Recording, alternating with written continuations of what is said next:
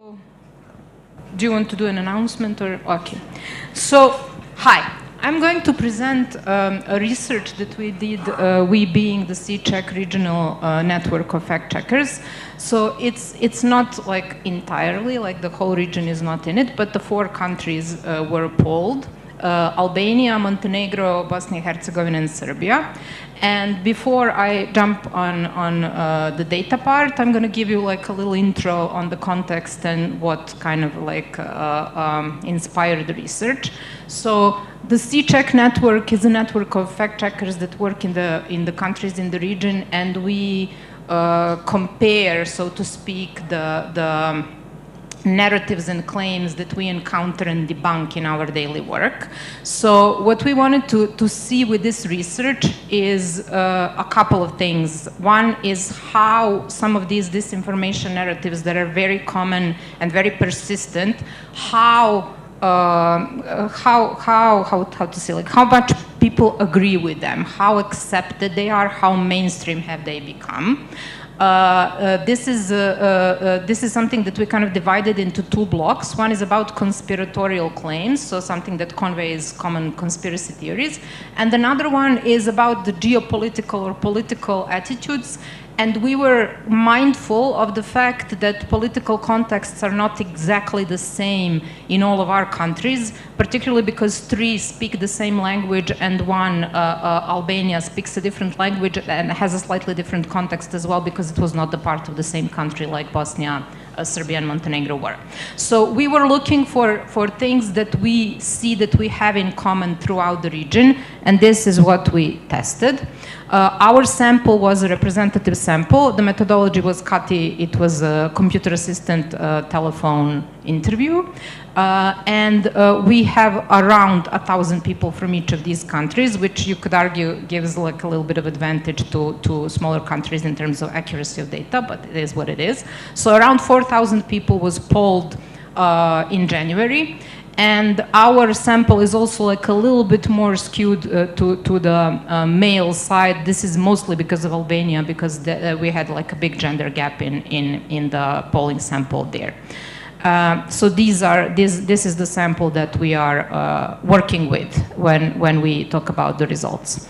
And I'm not sure if you can see the statements. The font is quite small, but the first one that we tested was like a general conspiratorial statement that says that a very small group of people is pretty much responsible for every major event, or to put it simply, running the world. And this has a very high agreement throughout the region, in every country, and in the region as a whole. So it's like 3/4 of population agrees with this, which is quite concerning because it kind of tells you that like the conspiratorial mentality is very present. The second one is global elites want to reduce the world population. This is the so-called depopulation conspiracy theory, and this has boomed particularly during the pandemic. Also quite high agreement with it. Anti-vaccination claims, we try to kind of summon them up in one, not some of them, but summarize them in one statement that says that vaccines are more dangerous than beneficial. And this is kind of like in the middle of the scale. And the fourth one is also kind of like a distilled statement of several anti-migration narratives from those like racist conspiracy theories about the Great Replacement or white genocide, whatever they call it, to kind of homegrown anti-migrant sentiments. And this one is around the half. And the lowest one is agreement with climate change denial, which I would interpret as the result of the fact that these narratives are fairly young in the region. Unlike the conspiratorial claims that sit very high at the top, climate change denial has not been that present until maybe like 3 or 4 years ago, at least from our experience in the region.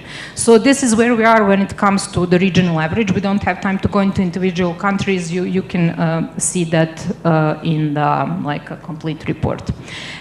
These are the statements that we identified as something that is relevant for each of the 4 polled countries, and they relate mostly to how to say, like perceptions of the European Union, we picked those claims that kind of stem from regular disinformation narratives. So what we saw in the region, that a lot of fake news, or whatever you want to call it, revolves around the EU being authoritarian, repressive, trying to repress freedom of speech, trying to introduce censorship, especially through digital legislation that we heard a lot about yesterday. And another thing that is quite old, I would say, also in the region, are those like scary stories about the EU is coming to take away your insert something, traditional family values, your right to, you know, raise your children the way you see fit, etc., etc. So that's what we tested when it comes to the European Union. And I would say that it's kind of like higher than one would expect. But unlike the first group of questions, we don't see such a congruent, I would say, how to say this, like the region is quite divided when it comes to this. And we can go into that if there's any time left. The one that is also very highly agreed with is the narrative that the EU has hurt itself more than Russia by introducing sanctions after the full-scale invasion of Ukraine. And this is something where we see quite high agreement throughout the region.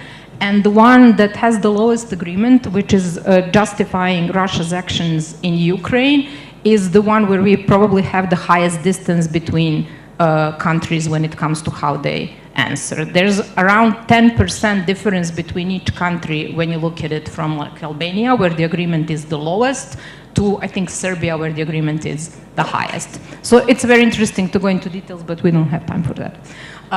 One more thing that we tested is how often do people verify, or at least how much they say they verify information before they share it and kind of like make it more visible on social networks. And these are the results that we got. This is, I would say, like self-perception, so we don't have a way to test if this is really true, but this is what people said when they were asked, like, how often do you verify or check something before you share it, or you kind of like pass it further. And then another thing that was especially interesting to us that we tried to check is what do people think about the work of fact-checkers in their countries, specifically the fact-checkers that belong to the C-Check network, because this is not all the fact-checkers that are active in the region. So we asked the question in a way that will give us two information. One is how many people do actually know of this newsroom that is doing fact-checking in their country? And then out of those people who have heard of us, what do they think about the quality of our work? So these are the results. I think it's quite similar. In Serbia, we tested two, because we have two members of the network in Serbia. One is Raskrikavanje, another one is Fake News Tragač. And Fake News Tragač is the one that has the least like recognition percentage. My kind of like very subjective interpretation is that probably because all of our names sound very similar, people had bigger name recognition with Raskrinkavanje and its versions, Raskrinkavanje, etc., because they may have encountered our work from other countries as well. And Fake News Tragač is quite specific and probably hasn't been connected to fact-checking as much as this, like Raskrikavanje version has. So we are all around, I would say, a third of a population that has heard of the specific newsroom that we asked about, which is like, you know, not terrible, not great, but definitely, as one would say, leaves room for improvement. But it's not that bad either, because this is not like a very flashy work. You don't have entertainment, you don't have sports section, you don't have celebrity gossip, you're just like literally presenting the facts. So having that in mind, I don't think this is such a bad result. So out of the people that have heard of us, and that is the percentage that you see right there at the corner, this is how people feel about the work that we do. Again, not terrible, not great, but generally when you look at how to say, like, if you look at the glass half full, you could say that the percentage of people who feel that we do not do good work in terms that we do bad work is quite low. So that is a bit hopeful, I would say, compared to our experiences of harassment and threats and comments about being lizard people and similar things. So this is like aggregated data. It's not divided into all the, like we use the Likert scale of 5 answers. So it ranges from very bad to very good. And this is something that I thought was like a bit more data to present in such a short time. But if you're interested in that, it's going to be up on the CCHEC website soon, so you could get more insight into that. Another interesting thing that we don't have time for, but I'm just going to briefly mention it, are the correlations between, which kind of brings us to the name of the presentation, is the correlations between how people perceive fact checkers and their work and how much do they believe these specific narratives that we tested. And the results are, I would say, confusing. Because in some cases you can see like it's linear, it's logical. Someone who doesn't believe this narrative values the work of fact checkers, but then in some other statements it's completely random. So it seems like this maybe ideological identification with some of these statements kind of surpasses the way that you are kind of rationally analyzing it, or how you value someone who works on establishing facts. So yeah, that's just something that I thought that may be interesting to hear. Like we did not come, I would say similar to previous research that we did in Bosnia, we did not come to any strong conclusion that would tell us, okay, so this is the demographic, or this is the political leaning, or this is like a very well-rounded group where you can see higher, like significantly higher or significantly lower propensity for believing disinformation narratives and conspiracy theories. Unfortunately, it's much more complicated than that. Okay, I'll stop now and see if there are any questions. Thank you, Tijana. Do we have any questions from the audience? Yes, there is one.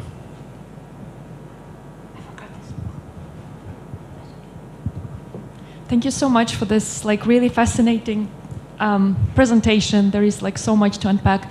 But I wonder, there was one slide that you had which said how visible these organizations are. And it was striking that a lot of them are not very visible. So my question is, do you think, given that some of them work in really complicated environment where, journalists are being basically persecuted, do you think raising awareness about the work of these organizations in this case would be helpful, or would that even put more pressure on journalists who do great work?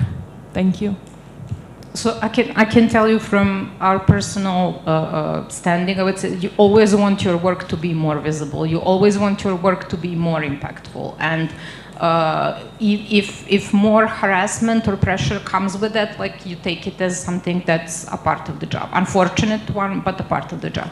A lot of us experienced similar, how I would say, jump in visibility and also jump in these negative reactions when we became Meta's partner for third-party fact-checking program. This makes you a lot more visible because the labels that you put on the posts where you kind of find misinformation lead right to your website. So those who publish that type of content know immediately that they have been, fact-checked and by whom. And a lot of times they literally organize these kind of lynch mobs, online lynch mobs to attack you, harass you, and try to intimidate you into stop doing this work. There's a report, if you're interested, you can find me later and I can give you the link. There's a report on harassment of fact-checkers in Europe that where we surveyed the members of the European Fact-Checking Standards Network, I think 2 years ago or 3 years ago, something like that. And most of them found that this jump in visibility came also with a jump in harassment. But I don't think that anyone would like to go back and say, no, we would like to be less visible and less impactful. So, yeah. Thank you. Is there any other questions? Maybe is it possible to explain what are the biggest differences in results across the region? Okay, so I took a couple of those notes to tell you when I say it's a high distance, what exactly I mean, and give me 1 second. Okay, here we are. So, when it comes to the geopolitical questions, which are where we record the highest distances, the one about the invasion in Ukraine, these are the percentages. 23% in Albania said that they agree, compared to 58% in Serbia who said that they agree. And then we have Bosnia at 32 and Montenegro at 42. So it's literally like 10%, at least 10% difference between each country and the next one. But so it will be interesting to have like entity results. Regional breakdown, we have that, yes. Regional, not in terms of the region, but regional in terms of the countries. We do have that, and this is going to be in the report, where you can see that there is definitely a difference in attitudes in Republika Srpska compared to the Federation. We also looked into regions in other countries, so yeah, it's a complex, rich set of data. So I see that the time is up, so I'm not going to go into a lot of other ones, but basically when you go into these geopolitical section, it's similar to this, not as pronounced, but similar to this. The only one where there's like how to say, lower distance than in others is the one about whether the sanctions against Russia hurt the European Union more than Russia, where Albania is around 51% and everyone else is around like 63%.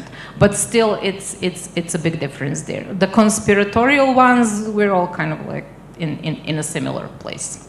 So, yeah. Okay, thank you very much, Tijana. Thank you.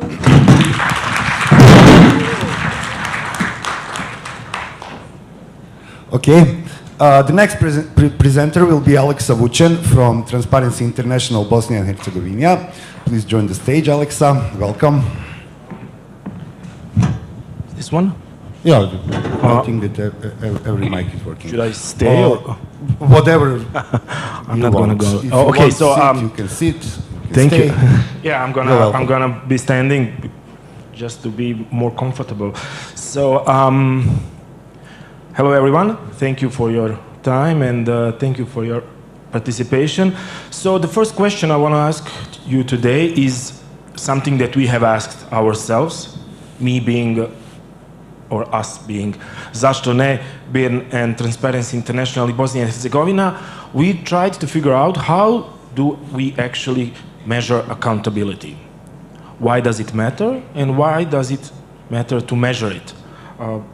The timer is not running, so I'm on unlimited time. Great. So basically, what I want you to do now is try to picture a politician, male, female, whatever. I'm going to use my mental picture of male one, so it's easier for me to project. So basically, what a normal politician or regular one does early in the morning is he makes a promise, right? He promises something. Then by the midday, by noontime, he or she signs a public procurement contract with certain supplier regarding, I don't know, medical supplies or whatever. So this thing is shady business, of course, as it's always with the public procurement and politicians. Some journalists try to cook up a bit, to research a bit, heats up the story. So in order to transfer the accountability or to diverse the story, he or she goes up in public and says something outrageous, right? Attacks some kind of minority group or ethnic group, basically does a hate speech thing. So we all heard it. And now media is all about that, not about the public procurement, not about the promise. By the end of the day, an audit report is being released stating that the party of certain politician that we are talking about received funding for its political campaign last year from the subject or company that actually won the bidding on the point number 2, on the public procurement. And while we are all talking about the hate speech, nobody's actually paying attention to the promise, to the public contract, to the money. Yeah. So that's basically the problem. And the way we used to fight those things back in the day is you have to have a huge amount of physical files, dossiers, libraries of data, papers, archives, and you have to scrabble and browse through it. And it's time consuming and it's endless task of going through the papers. Or you have to watch media all the time, watch TV, listen to the radio, scroll the newspapers, in order to find what exactly has been said, what exactly has or hasn't been done, and how does it impact our daily life. So nobody actually had time to do it. It was time consuming, it was resource consuming, it was not efficient. So basically we put together the resources of 3 organizations that are actually trying to figure out, is it me? Oh, sorry. So 3 organizations that were doing its bidding, fighting hate speech and disinformation, investigation journalism thing. Organization that is fighting, trying to achieve higher degree of transparency and finance forensics, and organization that do its thing with fact-checking and seeking the truth. So we kind of like created this accountability platform or thing where we collected all the resources those 2 organizations have, and we collected information about 55 institutions in Bosnia and Herzegovina, showing us how are they spending our money, how transparent are they, and how resilient to corruption those institutions are, how captured they are. Also, we collected information about political parties, their financing, their internal mechanisms, how open they are, how inclusive they are, how many young people are allowed to participate. And we also create profiles of several hundred politicians. What did they say? How do they vote? How do they behave in public or in the institutions? Whom do they represent? Etc. So basically, with regards to institutions, we have collected information about granting, or how do they finance society or non-governmental society organizations. How do they pay those people that actually are promoting their idea? How are they spending in public procurements? What are their audit reports? What's their openness and transparency score? How open they are to the general public, to media, to journalists?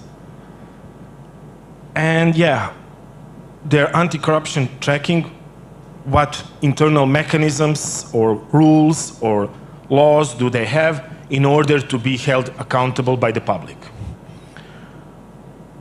We also collected information about parties' campaign financing, who's actually paying for the political party, how much do they receive, how much did they spend, how much did they report.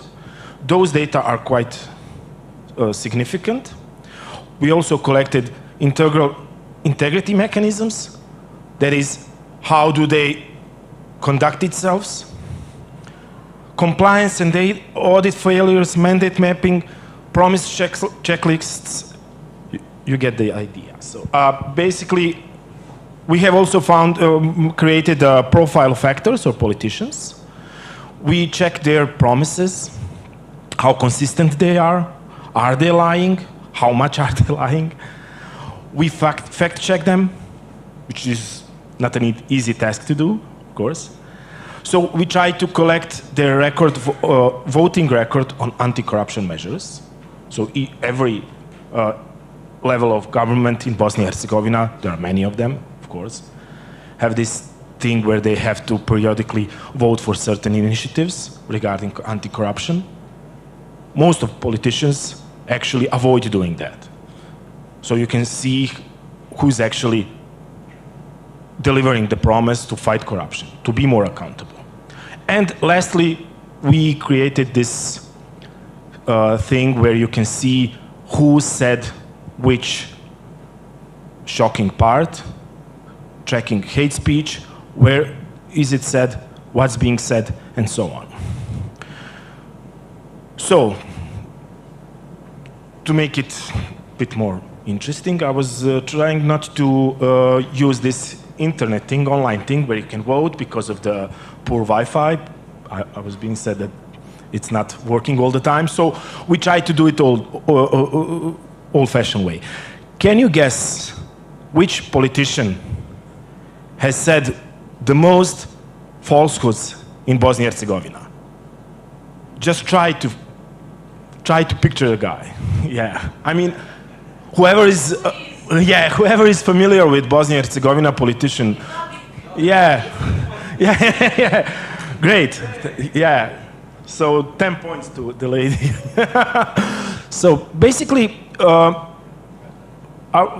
colleagues go hand by hand and pick each of the promise before every election and try to, not just promise, but statements of each individual politician, and try to fact check them all and try to create this kind of accountability bubble, you know, like, okay, man, just stop it, just try not to lie that much, okay? So, in hope that we can somehow push them, okay, maybe I would try to be more accountable. Oh, sorry guy. So, also, those same guys, I mean, that are collecting data, not those who lie, are trying to map out the promises politicians made during pre-election campaign, and then follow up on their promises. Have they delivered or not? So could you guess the person that actually has the most unfulfilled promises in Bosnia and Herzegovina? Is it the same guy? No, it's not the same guy, but he's not Paul, but not an N. Sorry? Okay, so it's this guy. Yeah, okay, but those are surprise not pre-election promises. I need to correct you. Those are the promises that he gave during the mandate. During the Yeah, during the mandate. Okay, so correction of the correction. No, correction of the guy who's behind the Istina. Yeah, but truth be told, I mean, pun intended. So pre-election period in Bosnia and Herzegovina is all the time. So I'll take it to my account. So sorry for the confusion. Also, we try to, as I said, figure out how much does certain political party spends on its political campaigning on pre-election period, and we check how much do they report to the Central Election Committee, and those differences are basically the amount of money that they have received from illicit funds, we presume. Those are the money that they try to hide, and we try to figure out how much of that money is being circulated in political sphere. So could you try to estimate how much money is being spent on political campaigning in Bosnia and Herzegovina? How much did political parties actually report? And thus, what's the difference? Just try to figure out by yourself. You don't have to answer out loud. Here are the numbers. So the basic question is, where does this money come from? Right? Who pays the difference? Who actually pays politicians to do what they do? And as we said, they lie. Yeah. And one more thing. Hate speech. It is not just the hate. It's not just the creating toxic environment. It's a tool to diverse attention from those questions we have already asked. So this is a guy that actually said this thing. It was a real quote. Now it's official. It's being remembered. Internet always remembers. This guy was a candidate for the local community, for a major of a local community. After this sentence, he was fined some 3,000 euros. I mean, it's not a big deal. Great, hooray! But yeah, thank you. Thank you for your service.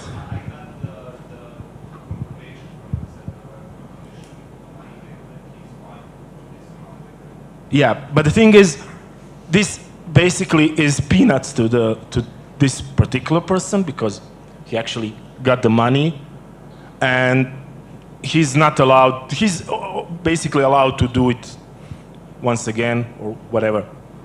So this creates no accountability besides that we are talking about it. And so can you guess what amount of money is being given by institutions in Bosnia and Herzegovina to the organizations, non-governmental, big quotes, organizations? And later I'll tell you why this matters. So we are giving a lot of money. We are giving away a lot of money. Those are all public funding. Sports organizations, cultural, whatever. Most of them is legit. I mean, most of this is okay. But some of those, I don't know, quite a shady business, you know? The thing what actually drives this issue is that most of the institutions, or rather all the institutions in Bosnia and Herzegovina have a really low score of 35% of transparency score based on the methodology that we have developed on this platform. So basically what you have is low accountability, low transparency, huge amount of money, huge difference between what's being spent, a lot of people that are telling lies, a lot of guys that are not delivering their promises, and what you basically have is an accountability platform. And we have created the other one that actually tries to achieve accountability. So I hope I have shown you how does one measure accountability. Now I have to ask you again, how do you ask for accountability? Is it time for you to ask one? And is this the tool that can help you ask for accountability? So please do check out this tool, scan this QR code, or try to Google it, and yeah, ask me a question or two. Thank you very much, Alexa. If we have any questions from the audience, please ask. Yeah. There are two questions. Oh no. Yeah. Yeah, so I have a question. So who is the tool for? And the answer is citizens. Do we actually know if citizens seek accountability or if they know that they should expect it? The reason I ask is because I think like we have a very widespread cultural non-expectation of accountability and very low understanding that the amount of money that you just showed, it's our money. Like I recently worked with high school students and I tried to convey the sentiment to them, and it was basically, yeah, I think like it wasn't actually something that that was very familiar to them. So that's what I'm asking. Basically, yes, if this is directed at citizens, and if so, how do you actually, how do you make sure that they actually get there, or how to raise awareness that we actually need accountability and need to ask for it? Thank you. Yeah, I mean, this is the great example of the perfect or correct question. targeted towards the wrong person. I mean, like, thank you for the question. It's basically the same question that we have asked ourselves while creating this platform. The thing is, we don't know. And this platform is not about trying to force somebody to do the thing he or she should be doing. I ask for accountability. This is a tool that creates an environment where this is possible. I mean, yeah, citizens are not regularly aware and they do not have the desire to seek accountability, but this, if you want to do it, now you can. You have no other way. No, I mean, you have no, how should I put it? You have no excuse. You know?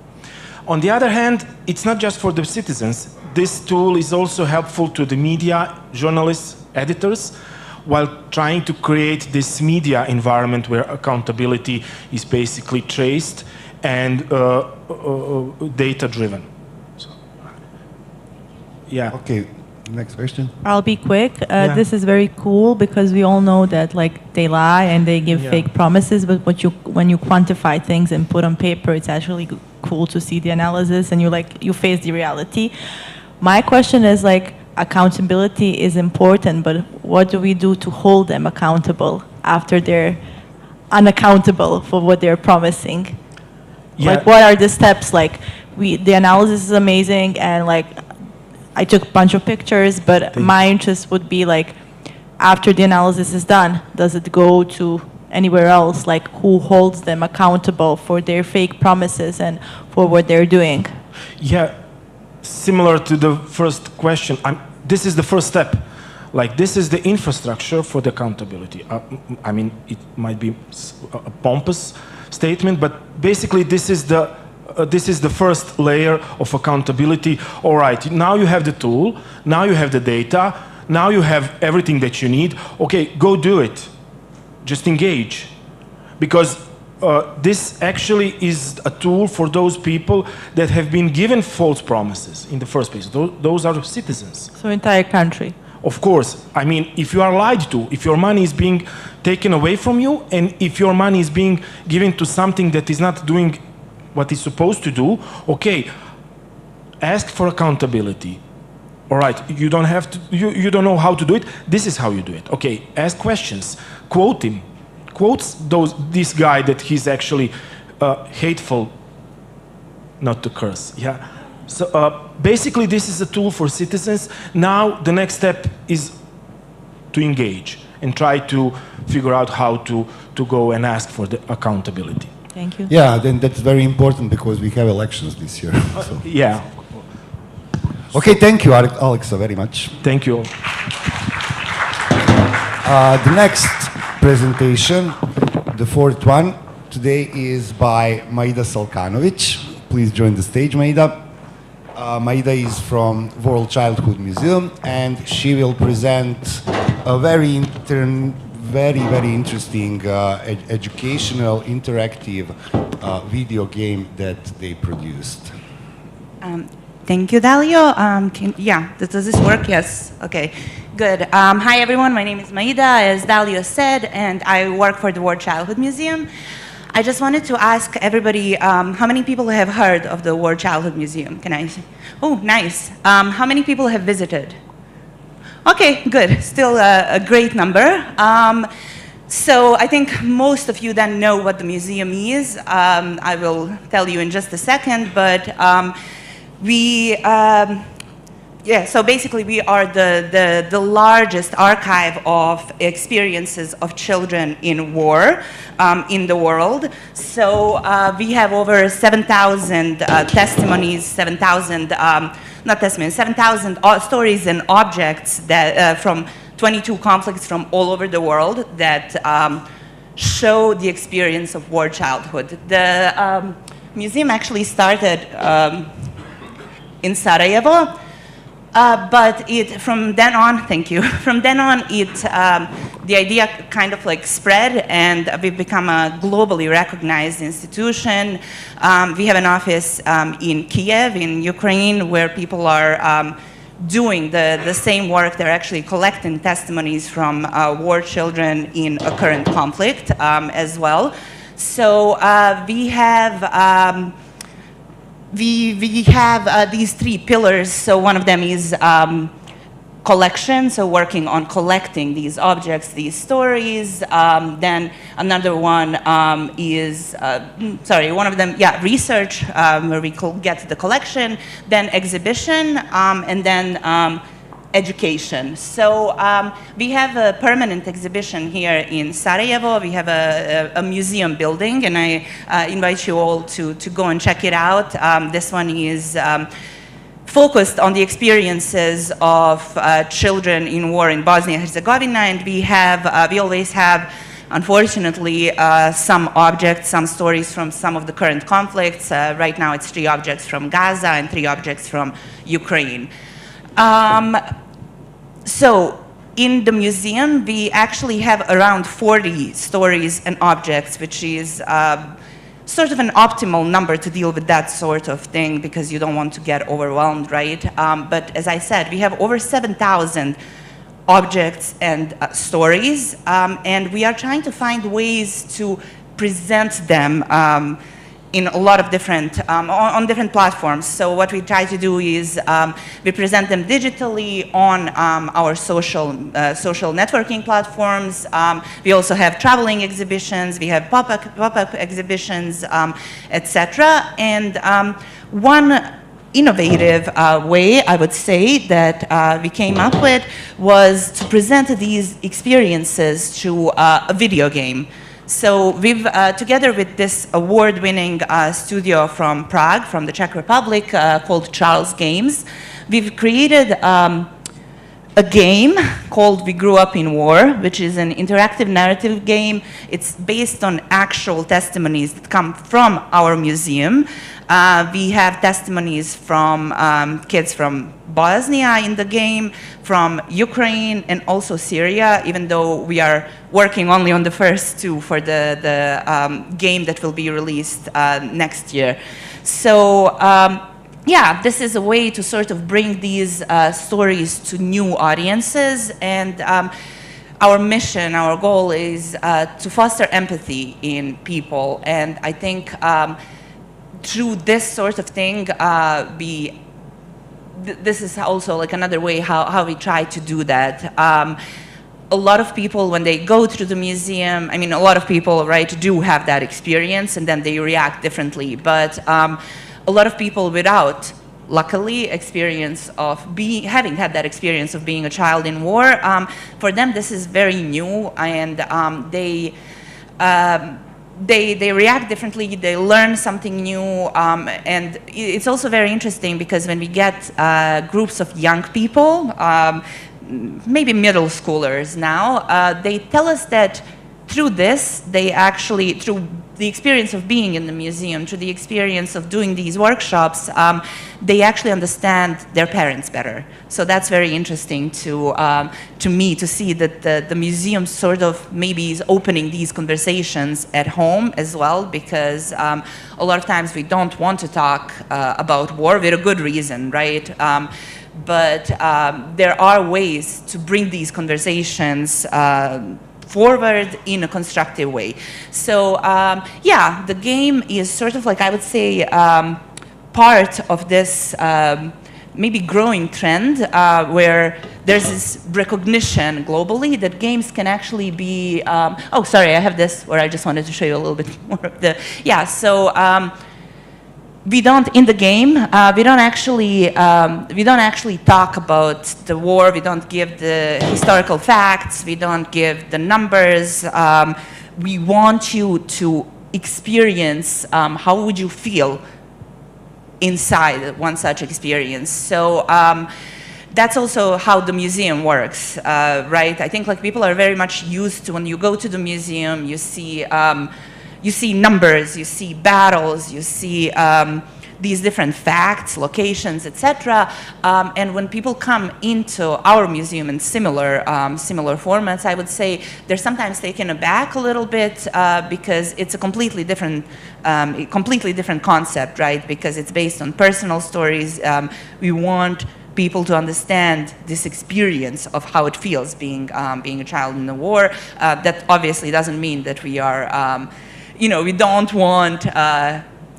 want the facts to be heard. It's just that there are other institutions that do that. So this is also the philosophy behind the game. You get these situations that are everyday life during conflict, because I feel like a lot of people who haven't had that experience, once again, fortunately, I say, but I feel like people have simplified sort of picture of what wartime reality looks like. And then once you actually put them into these sort of situations from a safe distance, once again, in a game that's created that's created together with experts, not to traumatize anyone, not to bring any sort of upsetting experiences. I think they can understand a little bit better. They can engage with the characters emotionally, and then the game has educational and museum use.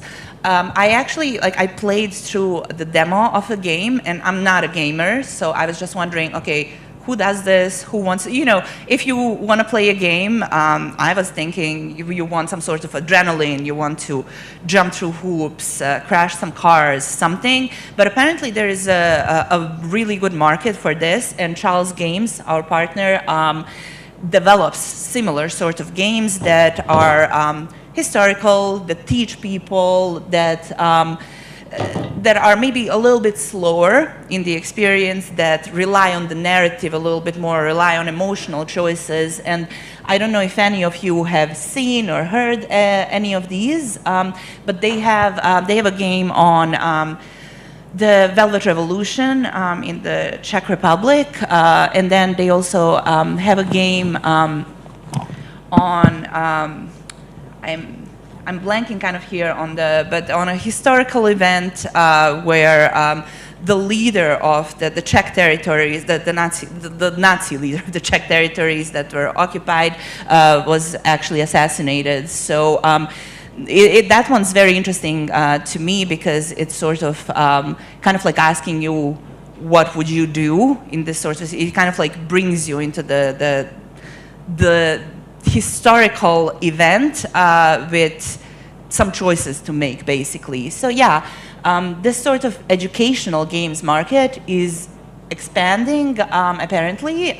Once again, I'm not a gamer, but there is a market, and there is an increasing use by museums, by cultural institutions, by educational institutions, and apparently there's actually a strong audience interest in these meaningful story-driven games. I spoke online with some students, young students in Germany, that were doing some activity with the museum, and I was presenting them some of our activities, and I had one slide on this game. All the questions they asked after that were about the game. So I think there's so much potential in actually using this format, and that maybe civil society hasn't actually really tapped into yet fully. Well, definitely, I would say. Yeah, so basically there is a whole market on how to use games as tools for learning, for engagement, and how to engage audiences. So for us, this game is another way of preserving these experiences, of sharing them. I think it's important to say that none of them they are based on actual stories from the museum, but they are not. We didn't just take someone's experience and turn it into a game, but it was based on actual things that people have relayed to us. So yeah, I think that's actually. Here I have some inserts from the game. We want to reach global audiences. We want to preserve these testimonies in new formats. We are also looking into how to present them digitally in the future. And we want to foster empathy and use technology to humanize these experiences of war. This is the presentation, but I also have a teaser that I want to show you of the game. You can take my contact if anybody is interested. But yeah, I would like to show you a teaser of the game now. And also my colleague Amina, can you stand? She will be outside with the demos of the game, so you will have the opportunity to actually go through. It takes maybe like some 10 minutes. You can also give up, in the middle if you're also not a gamer.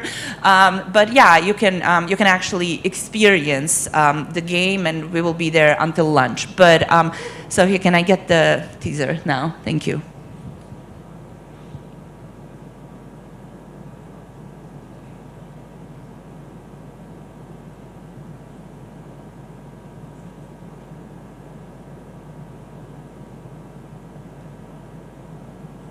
I think something's happening with the sound, but that's okay.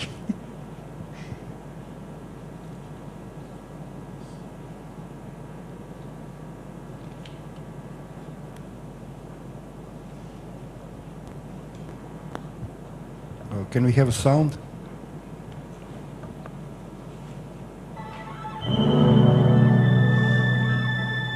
Just in time.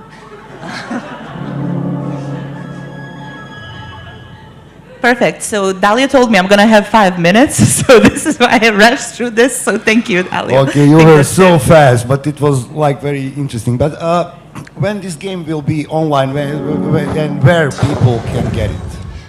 Actually, it will be, it's on Steam. It will be available next year.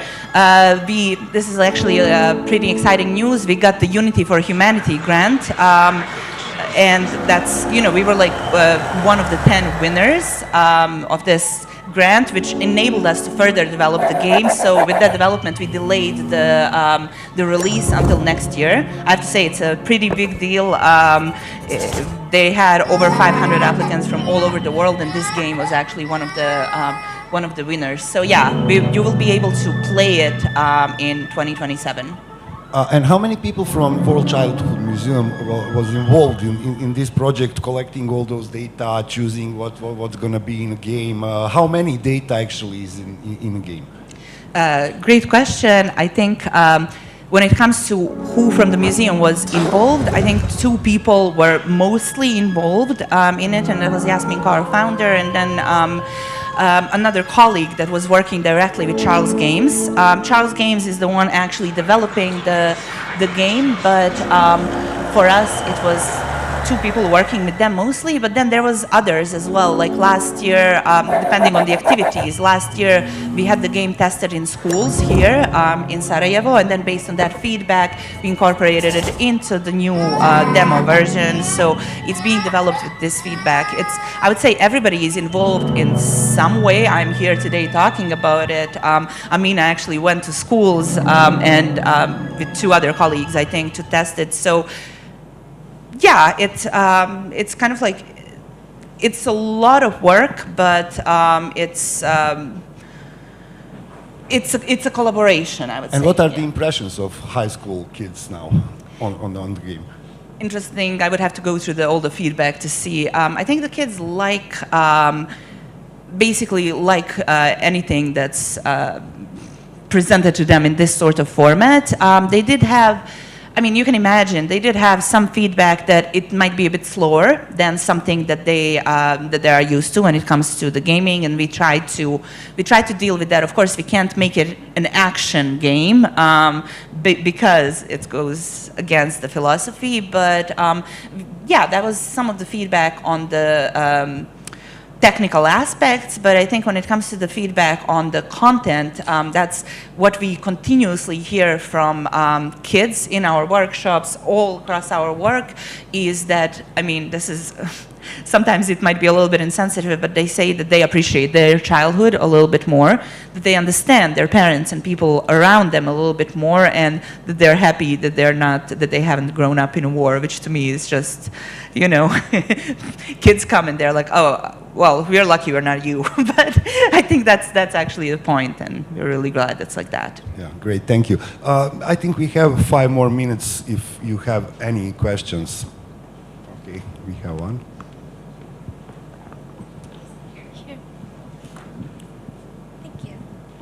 Thanks for coming to speak today. I had a couple of questions. Firstly, regarding discourse about video games and how they risk desensitization tends to be a lot of the conversation. So how did you navigate striking the balance between accessibility and desensitizing people to these experiences and the ethical implications of turning these stories into a game. And then like another question sort of tangential to that would be, if this game like serves as a more accessible alternative to like going into the museum, do you worry that follows a trend of the devaluing of physical space and museums and like the serious environment that they bring that's often necessary for these types of topics? Thank you. Wonderful, thank you. So the answer to the first question is we are lucky to work with a team of experts who actually are specializing in the topic. So Lukasz Kolek, the CEO of Charles Games, has a PhD actually in how video games actually can contribute to empathy. So that's his field of expertise. He has he's been working on that. But I would encourage you to take a look at the game, and I think you will get a feeling because I think yes, there's definitely a lot of discourse and a lot of discussions in the field of psychology. For example, how do video games affect kids? And I think the discussions are not finalized. There's a lot of evidence on different sides, but the way that if you think about a typical war game, you give a kid a gun and they go and shoot at people, and then even not war. I mean, if you think of other games like I forgot what they're called, but where you go and race in cars and also shoot at people. I forgot. Sorry? Most games, yes. So I think like there's an argument for maybe kids being desensitized to these experiences. Oh, this is not a human being, like I'm just shooting at someone. And I don't know, once again, how that affects them in real life, because there's a lot of literature actually and I would say like the results are inconclusive. But when it comes to this sort of game, it's actually the complete opposite. It humanizes this sort of experience, and it humanizes the people that are in the war. You see the fear when people with guns come, and yeah, so I would say the way we deal with that is we have experts, like once again, a person with an actual PhD on this very topic, psychologists, etc. So they are there to ensure, and also a lot of testing, they're there to ensure that the game actually does what it's supposed to do, and that it's not harming kids in any way. And I think the second question was about people maybe like not going to the museum. I think you can never replace actually the physical experience of being in the museum. I see that every single day when people go through the exhibition. It's just something very, very special. It's to me, it's a sacred space, and it's, yeah. So I think like you can never actually replace it. But our goal is to make these experiences available to as many people as possible, because most of the world will not be able to come to a tiny museum in Sarajevo, Bosnia-Herzegovina, and we want them also to be able to get a little bit of the experience, for example. So that's why on our social networking platforms, on our socials, you can actually also get the stories. We share them for some UN dates, like, I don't know, International Day of Friendship or something. We share the stories related to that theme. Our goal is not to traumatize anyone. I select the stories carefully, but we find that it has actually a really good, we have really good responses. Once again, it's this sort of narrative, right, that humanizes war. We worked with some other groups. We worked with youth groups on exhibitions, and I've also had an experience of, for example, we had an exhibition with youth group in Prnjavor that dealt with displacement. So it dealt with people coming as internal refugees. I'm not sure about the name in English, but who came to their place, and then you could see that this sort of narrative actually works. Everybody who left the exhibition, it was one specific ethnic group, right? But nobody who left the exhibition was saying, oh, we hate the other group. but oh God, we hope this doesn't happen to anybody. So I think it's about the specific way you tell the stories. So thank you. Thank you, Sorry. Maida. Thank you very much. For all you that didn't visit the museum, my warm recommendations to go there and to see the exhibition. It is very fascinating. Thank you for all presenters today, and enjoy in the rest of the program today.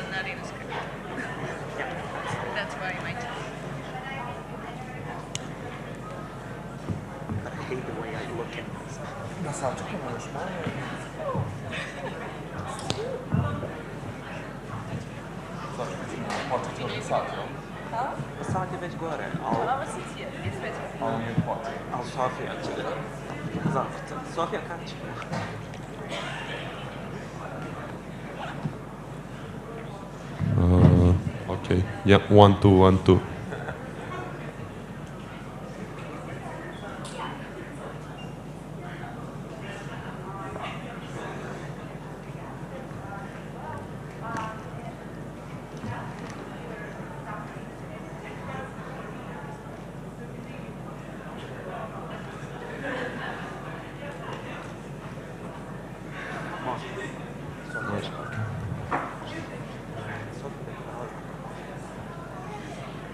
Okay, welcome everybody. I'm so glad to participate in this almost traditional panel about online scams here on Point. In this year, we have a bunch of stories from around the world about different scams, so I'm not gonna take much time for the introduction. Here with us today are Moldir Utegenova from Medianet in Kazakhstan, Nino Bakradze from iFact in Georgia, Amar Karadjuz from Raskrinkavanje here in Bosnia, and Marina Sacristan from Spanish fact-checking portal Maldita. My name is Ivan Subotic and I am editor-in-chief of Fake News Tracker, fact-checking portal from Novi Sad, Serbia, where we also uncovered like hundreds of scams and registered them in our register or fraudulent website. So, okay, we can start, but our colleagues from Georgia had like a huge investigation. They uncovered like almost 2 terabytes of data leak about online scammers and online call centers. So would you tell us more about that big story? How was it to work with such a huge data leak? Hello. Yeah, I think it works now. Hello, everyone. Thank you for being here, and I'm very happy also to be here. To answer your question, it was overwhelming in a word, one word, but also at the same time very challenging, very exciting and interesting, because it was like a very first time when journalists somehow touched to the emotional part of the scam empire from like internally, because before that we always had some very distanced understanding how this empire works. And these leaked files, which was like only 2 terabytes was the like overall size of these files, but 1.1 terabytes was about Georgian part. So we had a chance to observe live chats of the scammers, like a working group chat, and we could see how they approach to victims, how they treat them, what kind of emotions they have about this crime, how seriously they deal with this crime, and how they celebrated each kind of a scamming episode. And it was like a 20,000 of hours of call recordings which we hear and which we listen, and like a tens thousands of screen recordings. So we could like read and listen their conversations in the personal chats, in the working chats with the victims, and at the same time we like could observe the pain of the victims themselves, because in this conversation, phone conversation, we could listen how they were begging to the scammers to stop. And the scammers later in the working groups showed their like a joy after this conversation. And it was like so disappointing for us as a journalist to like observe all of this. Because those people are the part of our community. They are young people, well-educated people with university degrees. They speak different languages, and at the same time, they are so poisoned with this being to be rich. So their main idea in a life is to get rich, and they don't care about anything else.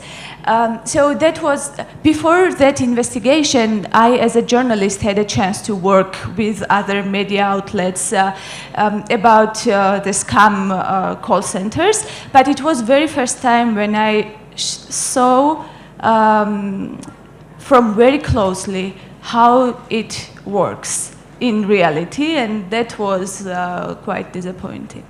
Yeah, so it was like a big thing. It's like a multi-million-dollar worth scam. So how much money did they actually took from the people? And was it just for the people in Georgia, or was it like worldwide? So to describe what this company was doing, that they convinced victims throughout Europe and Canada to make these fake investments, like in bitcoins, in gold assets, something like that. So they had this fake web page where they invited all the victims to make some investments there, and then they steal this money. So these scammers who sit in offices which looks like the tech office, tech startup in Georgia, they make phone calls, I don't know how many phone calls per day, and they have this very long communication with the potential victims. So they choose those people, potential victims, from the kind of a marketing website which collects the data about potential customers. And then they make these phone calls based on this data. And they convince these people, mostly pensioners who already have some life savings, and ask them to make these investments, and then they steal this money. So to estimate what this very small company, I would say, because they had only 85 staff members, 85 scammers, made 35 million. Yeah, they made their profit, net profit.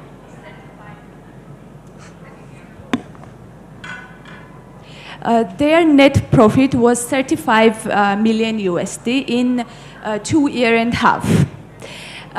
Their operational costs was quite high because these scammers are super rich.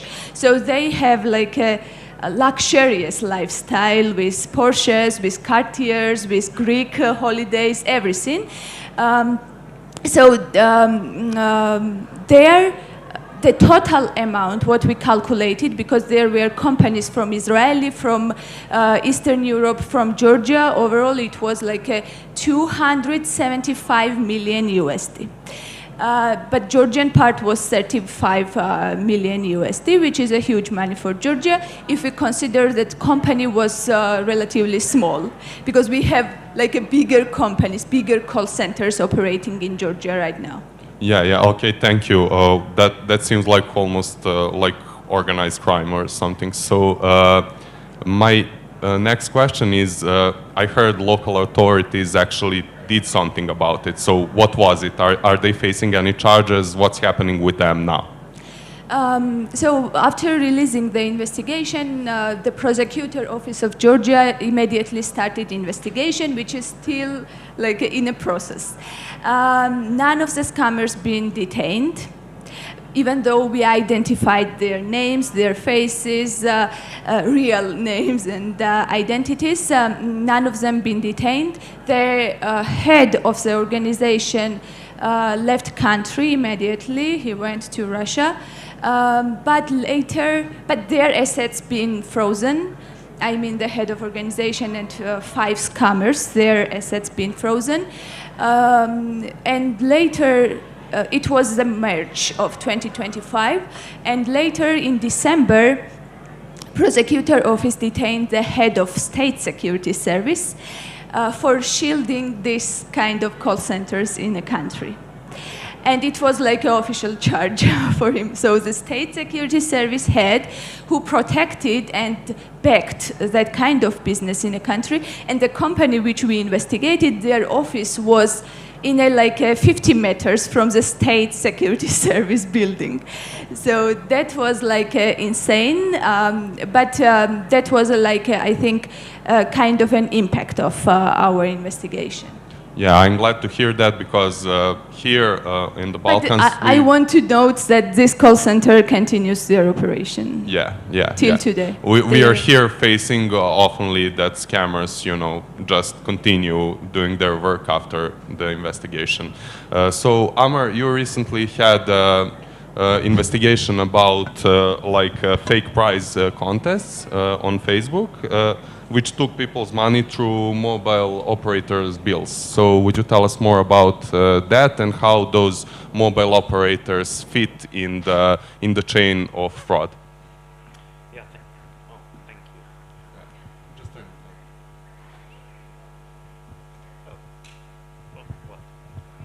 you. This one works. Oh, thanks. Yeah.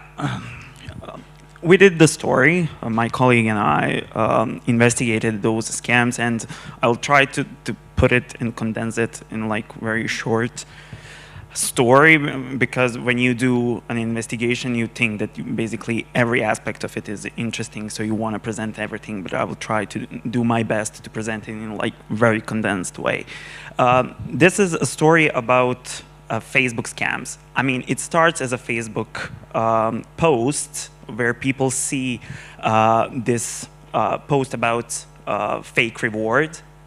So the Facebook page is announcing the prize or the competition where people, if participate, can win a very valuable reward. Those rewards span from just cash prizes to shopping vouchers and even sometimes smartphones, very high-end tech pieces. But what actually is behind this is basically a scam where people are being guided through the series by participating, taking part in that, interacting with the posts that they see on Facebook. They're being guided through the various websites and end up basically subscribing to something that it's called value-added service or premium subscription via SMS through their telecom operator and the bills that they get charged for those services. It starts as a disinformation. That's how we actually came across those examples, because those posts are promising something that they are not delivering. But as you go through the scam itself, it actually ends up in consumer fraud, basically. So people are getting subscribed unknowingly, and these scammers are really good in a way to win people's attention and the trust very quickly, because they will impersonate very well-known brands from the region of the Western Balkans or from the Europe in general. So those are usually the brands of supermarkets that usually organize giveaways such as those that are actually fake.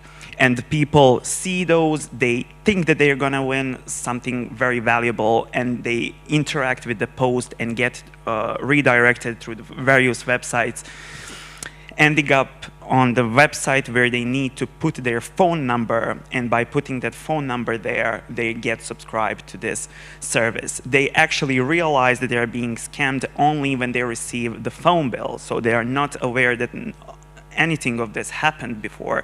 So when they receive the phone bill that is being charged, these charges goes week by week.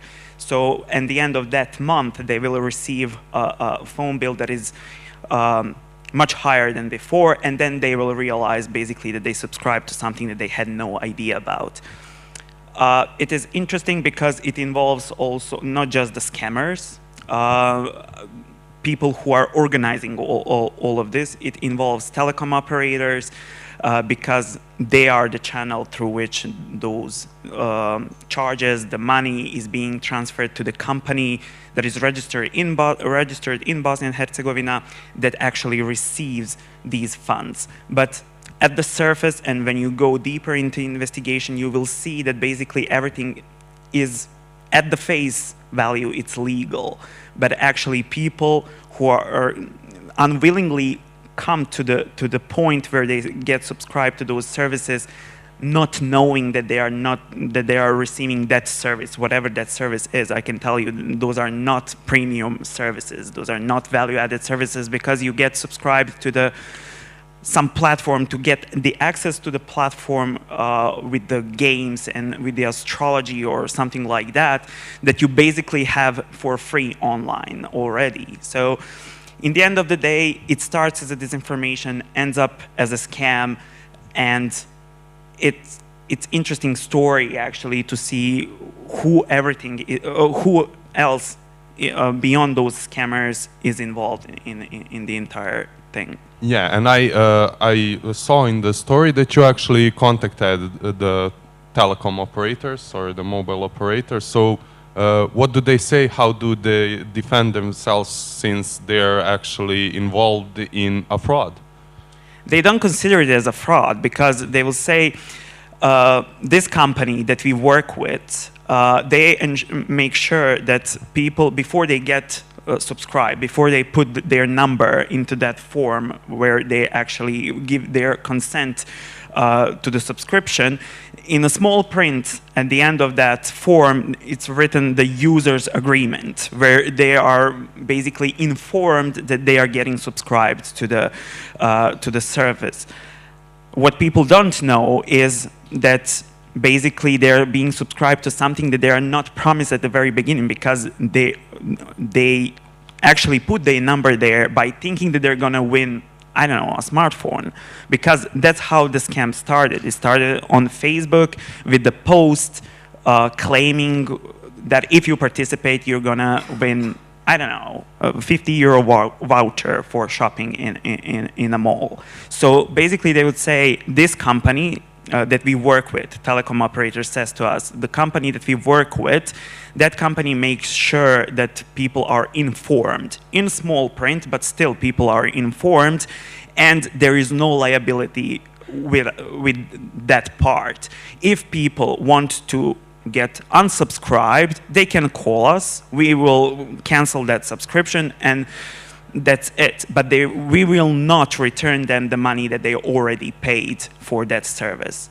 So again, it's about the small letters, like in many cases. So was there any reaction from local authorities here, like in Georgia? I suspect no, because Yeah, they were not so, I could say, active in prosecuting this case. What we learned through the investigation is that there was one report, an older man, and this is also targeting pensioners, pretty much, because they are not attentive ones. They are not reading everything, and they are the one who will fail very quickly for those false promises online, because I would say that they are not literate in an information environment that is online. And he reported, that guy from Mostar, he reported the case. One of the law enforcement agencies in this country conducted the research, preliminary research, and filed that to the prosecutor's office in Herzegovina-Neretva canton. And since then, we didn't hear that anything actually changed. It was sent for the estimate of the criminal liability, if there is any, but it's unknown to this day whether they started the investigation or they just dismissed it. So basically, people are mostly left on themselves, because when they realize that they are being scammed, they will call the telecom operator, or they will even somehow reach the company that is organizing this in Bosnia and Herzegovina and claim the refunds from them, even though most of the time they will not actually give them money back, because they will claim that those people willingly subscribe to their service. Thank you very much, Amar. Marina, Maldita also fights scams in different ways. So would you tell us about how you do it actually? In what different ways does Maldita combat online scams? Yeah, as you said, disinformation and scams are very intertwined. So how Maldita, which is a foundation based in Spain, how we fight scams is rather similar. We do it through different layers, which are equally important, and they all depend on each other. So we have this chatbot that our foundation developed, which is our point of contact with our community. So there, everyone can message us with disinformation, but also with scam attempts, with things that they believe might be scams, and there we can advise them and say this is not an authorized platform for investment, or this product is illegal, or this subscription will never happen. Or we also receive in that same chatbot testimonies of people who have been victims of scams, so there we can also recommend what to do, what the following steps, who to reach, either your bank or the national authorities. So that is an important part of our job, just being in contact with people and responding to questions, and also digital literacy. So we have many initiatives that are giving people the right tools to realize when they might be in front of a scam, exposed to a scam operation. So that is also very important, because everyone, literally everyone, can fall for a scam. Even I remember a story too, where I almost bought these sunglasses that of course didn't exist. But yeah, there's something, it's the same as disinformation. There's a hoax for everyone, there's a scam for everyone, and everyone might fall. So we need to give everyone the right tools to confront that. So, and then a different layer is that all those tips that people are sending us allow us to build the bigger campaigns. So we see similar posts that people are sending us, and that give us the insights to try and expose the bigger campaigns online, and then dig deeper into how that is happening. And that's also part of my job, which is in public policy, then present that evidence to the authorities. Okay, yeah, that was actually my next question for you. Since you're public policy officer at Maldita, you have those campaigns. Who are they aimed at, and how efficient are they? So, it's like as I was saying, all of this is evidence that we can present into advocacy campaigns, and I actually think scams are a great way of approaching authorities, because no one here likes getting your money taken away from you. So that's across all political ideologies. So it's not as controversial, polarizing, or political, let's say, as speaking about disinformation, which is sometimes tricky. So scams are a way entrance point on advocacy. So, and also because platforms, which is our main focus, rather than the people behind the scams, our interest is on how platforms are allowing this to happen and providing the infrastructure. So it's easier than with disinformation, which they all have these different kind of policies. They have things on climate disinformation or medical disinformation, and it depends on TikTok, on Facebook, it's different how they approach it. But with scams, every single platform has policies in place not allowing this type of operations. And at the same time, also policies on coordinated inauthentic behavior, which is mostly the case. Like, it's not one single scam and one single post, it's thousands of them doing it through their services. So platforms also agree. But at the same time, this is illegal, and this is a crime. So it's even heavier, the weight of these scams. So that's easier to reach the authorities. Also, we're lucky that Spain is under the scope of the Digital Services Act. So there are many things related to the obligations of the platforms that we can pack our evidence with. So how they treat illegal content, how there's systemic risks that have to do with these campaigns, how their design is allowing this. So we try to put the campaigns that we expose next to recommendations, and we're linking that to the policy. Yeah, but what about, like the basic people? Do you also have some kind of campaigns of media literacy or something like that for the people to recognize scams, since maybe that's the most effective way, because we see that when we eliminate one scam, like 5 scams get to platforms like immediately. So maybe the answer is to educate people. I think it's one of the answers for sure. I wish we had one answer to pursue and that would be solved.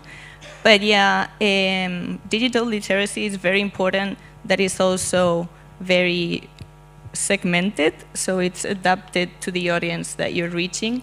We have trainings with older people. We have trainings with younger people.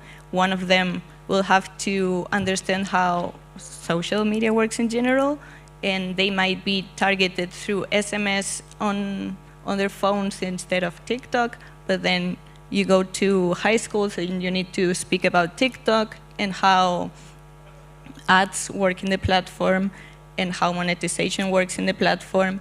And even once you understand the infrastructure in general, I think you are more aware of this economy, as we were saying, that it's allowed thanks to online platforms and scams. So also I might say in the favor of online platforms, not in their favor, but scams are continuously evolving. So they change all the time and the tactics change. So we also need to keep up with that and understand how they are performing now in order to keep educating the public. Thank you, Marina. So, Moldir, your organization also worked on fighting online scams. Based on what you heard from the colleagues here, would you say the scams in Kazakhstan are different than in Europe or the same? And if they are different, in what way they are different? Yeah, thank you so much. I'm so happy to represent Kazakhstan here in Central Asia. Yeah, I can say like same but different. So in Kazakhstan, we also have like phone calls, phishings via SMS, emails, or in social media, also like social media ads on investments, and of course, like it can differ, like if it's a region or a city it can differ because of the age, but the other distinctive features are maybe first that sometimes scammers exploit trust in official authorities, banks, and like security agencies, and they use multi-layer scamming scheme. So first, you get a call from one guy who says he's delivery, and then he says that you have to say some code, and like, okay, you just turn off your phone, and after you get the second call, it's like from bank, for example, they say that you're getting scammed, you already received the code, so your bank account under the threat, so something, and maybe you also will decline the call, or maybe you already say the code and they will also ask for the code, and afterwards you get the third call from the security authorities. So okay, we see that you're under the scam system, so you have to take your money from the account and put to the reserve account that will send you, and something. So usually people are getting tricked in this kind of multi-layer scheme, and they create really good story around you, so you really can believe on it. And the second thing is about the messengers that we use in Kazakhstan. Yeah, we use Instagram, Facebook, it's very popular, but also Telegram and WhatsApp. And we are usually, like, usual thing is getting hacked, and your relatives ask for money from you, and then they send their bank account and everything. So usually you don't have time to sort it out, so in a rush you can send money, but usually it's also scam system. And also now we see that transnational companies are evolving, and AI campaigns, AI content is also like producing everywhere. So any system or scheme is introduced in one country, like easily transfers to another. So I think what happens in Europe or in Kazakhstan, they are like more or less similar because of internet. Yeah, thank you. You also work on advocacy campaigns, like colleagues from Maldita. So how would you describe them, and what is the attitude of local authorities towards them? Do you like communicate with them? Do you? Yeah, to give you a context, Kazakhstan is an autocratic country. So we had one president almost for 30 years. Now we have new one, but still the system didn't change. And I work for an independent NGO, and we also have a list. We say it in the media as a foreign agents list, because it says like organizations and media who receive funding from foreign organizations. So for authorities, we are seen to be like an opposition or something as a threat, but still, as Marina said, that fraud and scams are the like common topic and then like secure topic that we can work on, because in Kazakhstan, scams every year is increasing, so they are willingly and open to get any help. And we also have good system of e-government. Like we are very digitalized in Kazakhstan. So we also have the government policy called hearing government. So they hear their citizens if someone write them any letters. So yeah, I say it in this because they hear when it needed, when they need it. Yeah, and we sent a lot of emails to them about our campaign, that we want to create together with partners from Zinc information like poster and to place it in the public service places where you get passports, ID and everything, all the documents related to government. And they were like happy and allowed us to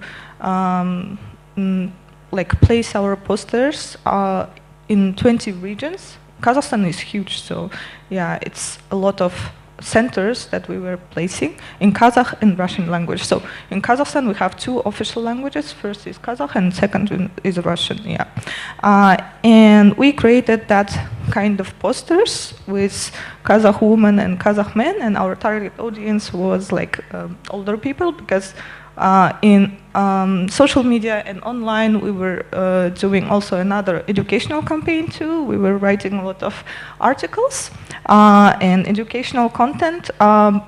So that was the idea. So the government is willingly supported, and of course they were like very open to discuss the topic. And then when we were asking them to give advices or to do an interview together, they were like, okay. But of course we have a lot of big system before publishing, so they have to say like they don't have to say something that is not from the like not how to say не согласовано. Okay. Yes, not aligned with the state programs. So yeah, so they are really, they were very open to this topic, but still they are very cautious about us because we are independent NGO, and also we also have the fact-checking website factcheck.kz, which is part of IFCN. They are also like, we also check politicians' statements. That's why we are also a little bit, how to say, cautious when we work with government, and they are also like. Yeah, of course, but it's nice to hear that there is a common ground for the scams. Yeah. So thank you very much. Now I would like to go back to social networks, because they actually enable a lot of scams to be spread. So Marina, I saw an article on Maldita that was claiming that Meta's blue checkmark legitimizes 67,000 fraudulent ads. That's like a big number. Why does the big tech and social media do that? Why do they let the scammers get away with their wrongdoings? Okay.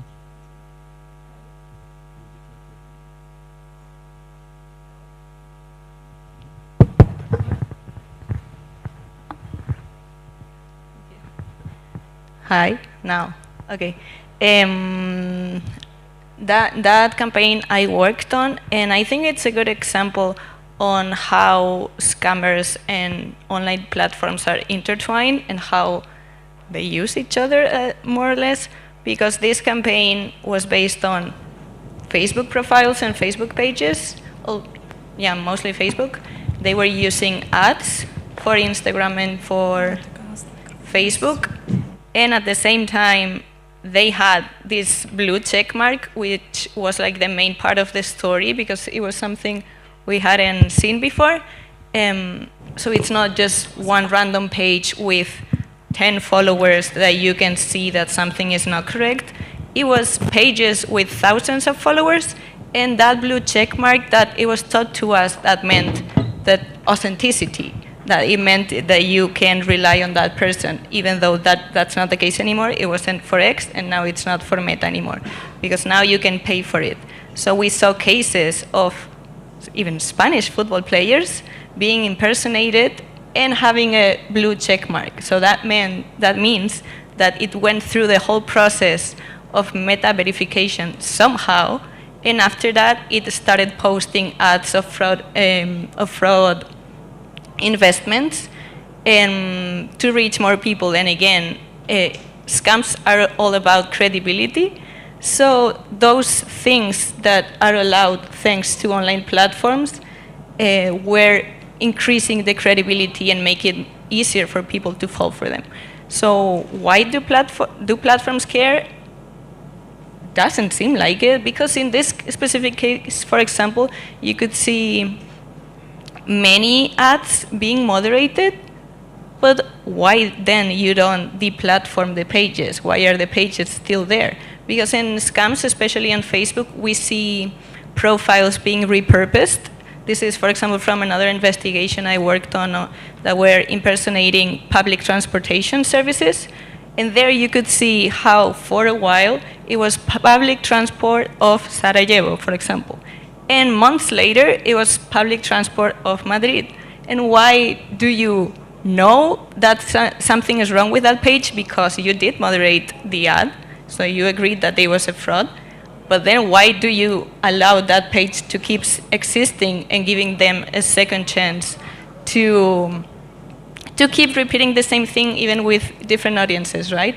Also, the ads part is very interesting, because if I say to you, hey everyone, why don't you invest in this platform? Probably I won't be very successful, but platforms allow that I send a message to you in your language with, like I know it's going to be to reach someone from your country. I can even use celebrities according to your country, so it might be more interesting. I can also arrange the age, so a celebrity that it's more appealing to young people, other that it's more appealing to older people. And I can do that, but I can do that with thousands and thousands of users, so I'm just increasing the chances that someone might fall for it. So ads, it's also interesting because platforms get a cut of that money. So scammers are paying for those ads. It's worthy, I guess, because people are falling for them, and platforms keep a percentage of that money too. So they have this collaboration, more or less. Yeah, the answer is maybe just one word, like it's money. Yeah, money for the scammers, money for the platforms. So, Amar, your investigation was actually connected also to social networks, mainly Facebook. Did you try to report those scams to Facebook, or did they do anything about it? Are those scams still available? Can they deceive more people, or what's happening right now? Basically, what we did is that through our partnership with Meta, through third-party fact-checking program, we flagged all of those. I mean, we flagged at this point, perhaps, it's in hundreds of those posts, but it doesn't seem that the Meta figured out that these are the specific kind of the posts that they should take more attention on, and they should regulate or not allow to pop up later on proactively. What is even more interesting with those posts is that they are not sponsored. So basically they don't have the ad behind them. So I don't see that Meta has any benefit from it, from scammers paying to Meta to sponsor and to put those posts to make them more visible to the people in this region.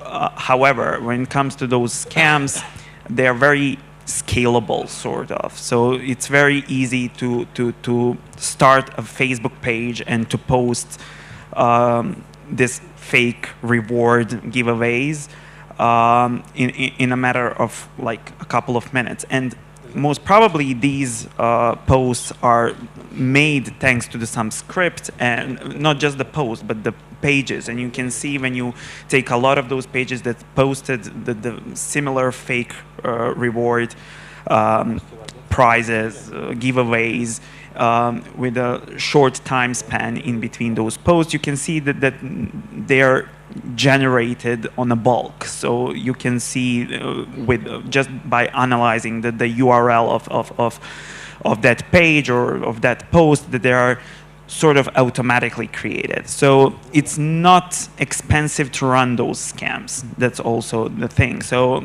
it's very easy to have hundreds of them available at any point in time. So yes, they are out there. In my opinion, the platforms need to do more. We inform them certainly through the fact-checking program, so they know that this type of the content is out there. But yet no proactive action that we've seen, at least for this region, or yeah, the region where we speak similar languages in the Western Balkans. Yeah, that leaves us with, again, with the conclusion that maybe we can work more with people themselves. So, Moldir, your organization also works with digital literacy. How would you describe the current state in Kazakhstan in digital literacy, maybe broader Asia? Do people fall for scams easily or no? Yeah. As I mentioned before, Kazakhstan is really like, highly digitalized, and we even have Ministry of AI. Yeah. Is it AI minister like in Albania? Or? No. We have a real person, but we call it AI ministry. So we do work a lot on digital literacy, but we didn't measure the results yet. But we also have the other project called.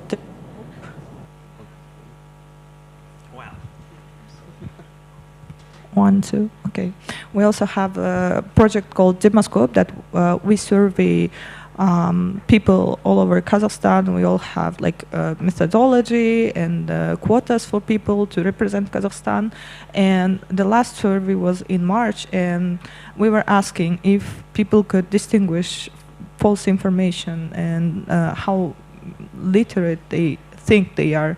And then 1/3 of respondents, they said that it's very difficult to distinguish information. So as you see, like almost 65% they said they can, but sometimes people overestimate that they can, and even like anyone can fall for the scams. And if we look to the statistics of our government, we like in Kazakhstan, scams are growing, and the measures or procedure to give back to the victims the money is very low. It's like 15-20%.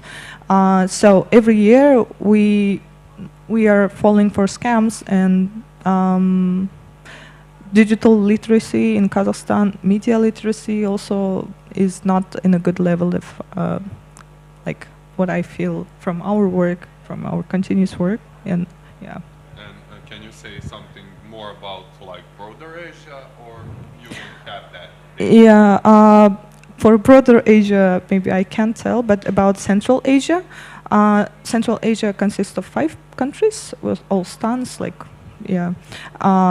And we have more or less like similar situation on scams, and also like why people fall for scams, because they have economic difficulties and they want to get easy money, or to get some, I don't know, good good output afterwards. So in our countries, we know that people are not living like in a good economical situation. So that's why in throughout Central Asia, I think it's a lot of people fall for the scams, and we also have a culture that sometimes we don't talk to other people and don't tell relatives, or sometimes they just scammers just scare you. If you tell someone, the agent like KGB or something, they will come for you, you are being followed or something. And we also know, like in maybe in mostly post-Soviet countries, we know that police will not help you if you're in trouble. So yeah, if you fall for the scam, maybe they can contact us anonymously and then send their story. And we also received a lot of stories, and it's very sad. But aftermath, we tell them to go to police and to do some steps. But we know that our police is not working well. We also have like digital police, but yeah, unfortunately, the situation is a little sad. Yeah. Well, it's good at least you have that digital police, but I hope they work more. Yeah.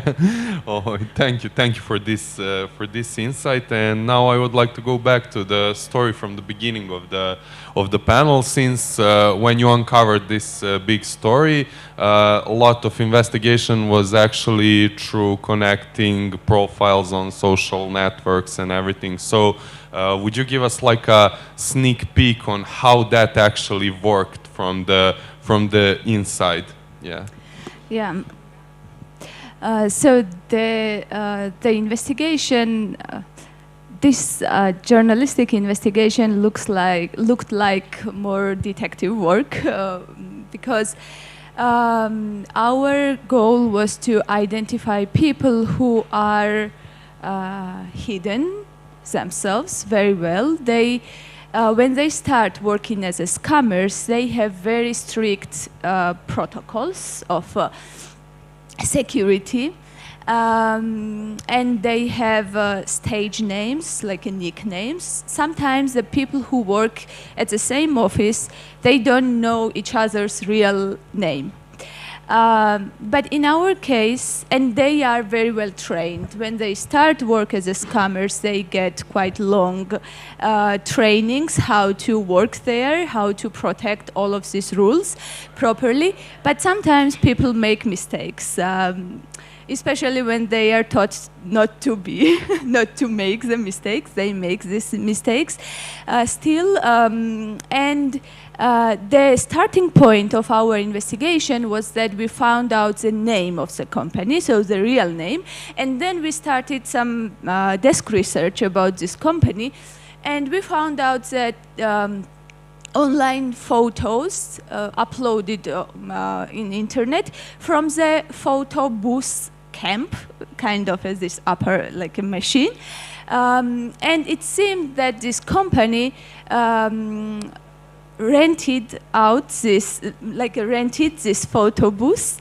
They took pictures like a corporate pictures on a party, and these pictures and photos been uploaded automatically in the internet. So when we searched the name of the company, the Google search suggested the photos of like an archive of those people with the real faces, and then we started to cross-check these faces to like social media pages, networks, and we, at the same time, we monitored their chats, their personal communication, and in this personal communication, they referred each other with real names sometimes. So we collected their real names, their photos, then we started to track their social media pages, and when, for instance, when they mentioned in a personal chat that next week I'm going to the Greek for holiday, then we had the social media pages of the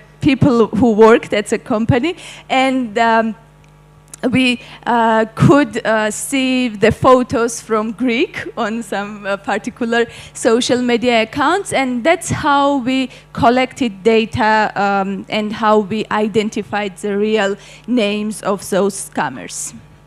Thank you very much. It's a thrilling story, really. And for my last question, it's actually for all of you. How can we, as a fact checkers, work together, like on cross-border, maybe stories like from all around the world, since these scams actually are everywhere. They're not just in our specific countries. So what each of you think about what can we improve in our work, or what should we do more or less, or anything. So we can start from you. I see you haven't prepared answers, Yeah. so tell us. I actually think that collaboration is now more crucial than ever, because it's not that one scammer is running a bunch of ads only in Spain. Like, they're running the same campaign targeting 20, 30, 40 countries sometimes. So they do that because of AI. That's made it very cheap and very easy to create very complete, appealing campaigns that target many different audiences. But I understand the Spanish aspect of it. I understand the Spanish celebrities that they use, or the name constructions, the patterns that I see in Spain are very easy to me, and I can guess the next steps. But I see that it's happening in other countries. So that's when I need to reach out to other organizations that, for example, in the EFCSN or the IFCN, so they can also send the tips that I was talking about in the beginning, so things that our communities have sent to us. So maybe you say, yeah, I've seen this type of scam too, this is how it's working in my country, or this is the type of language they are using, because that allows to uncover more posts, more ads. And yeah, I think it's crucial because that's the added value that most fact checkers have. So the local knowledge, the on-the-ground knowledge, and that's what we need to share among us to build wider evidence and understand more of the impact of the campaigns. Thank you, Marina. Moldir, do you have anything to add?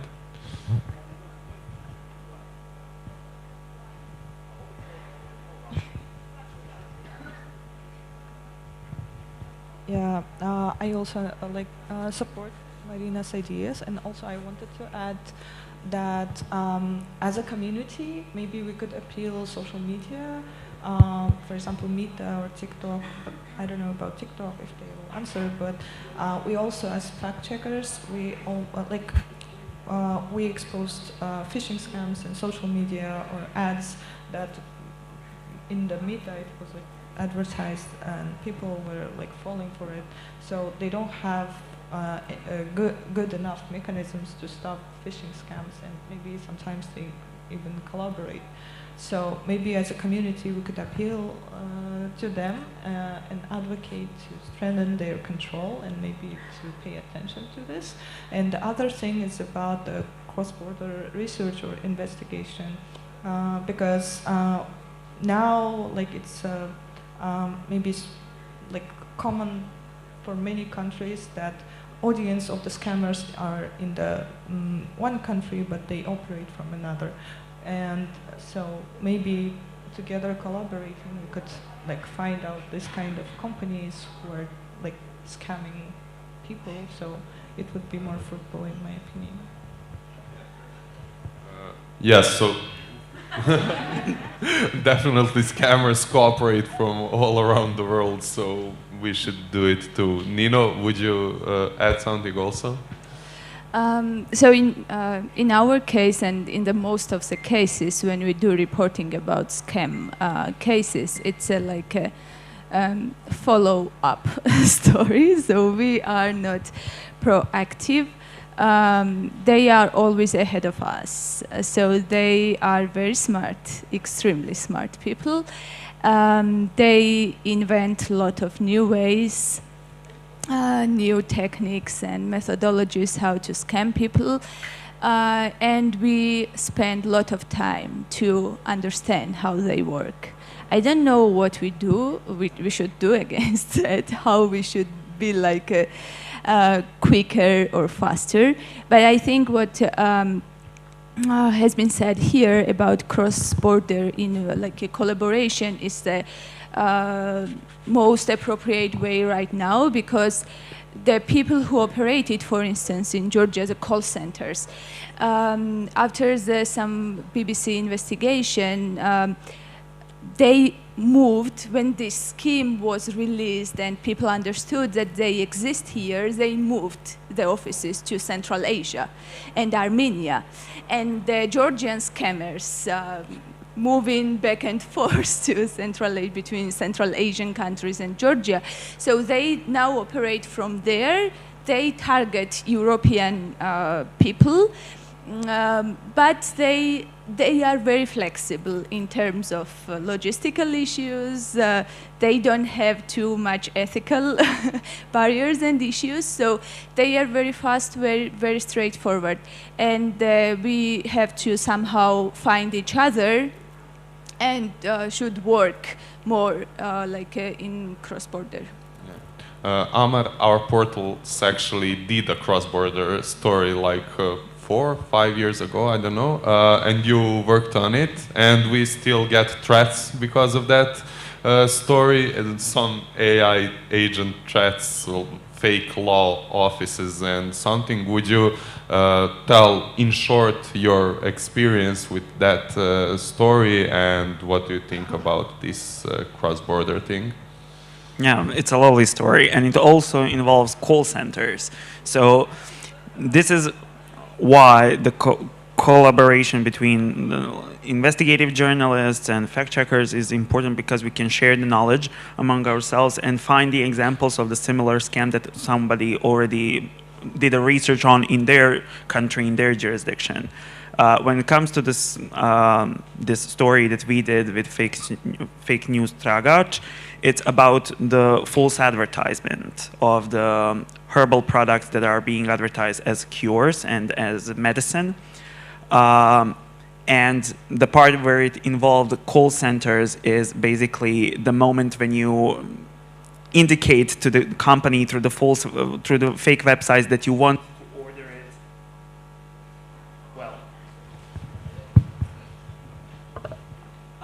you receive a call from the call center where they try to convince you to buy not just one product but a couple of them, and basically you get trapped into this scheme where you're being called every now and then for new products to buy and stuff, etc. And when you decide to decline, or when you realize that this is a scam, that this product that they are selling to you is not what they claim it to be, basically they sometimes threat you. They're very nasty.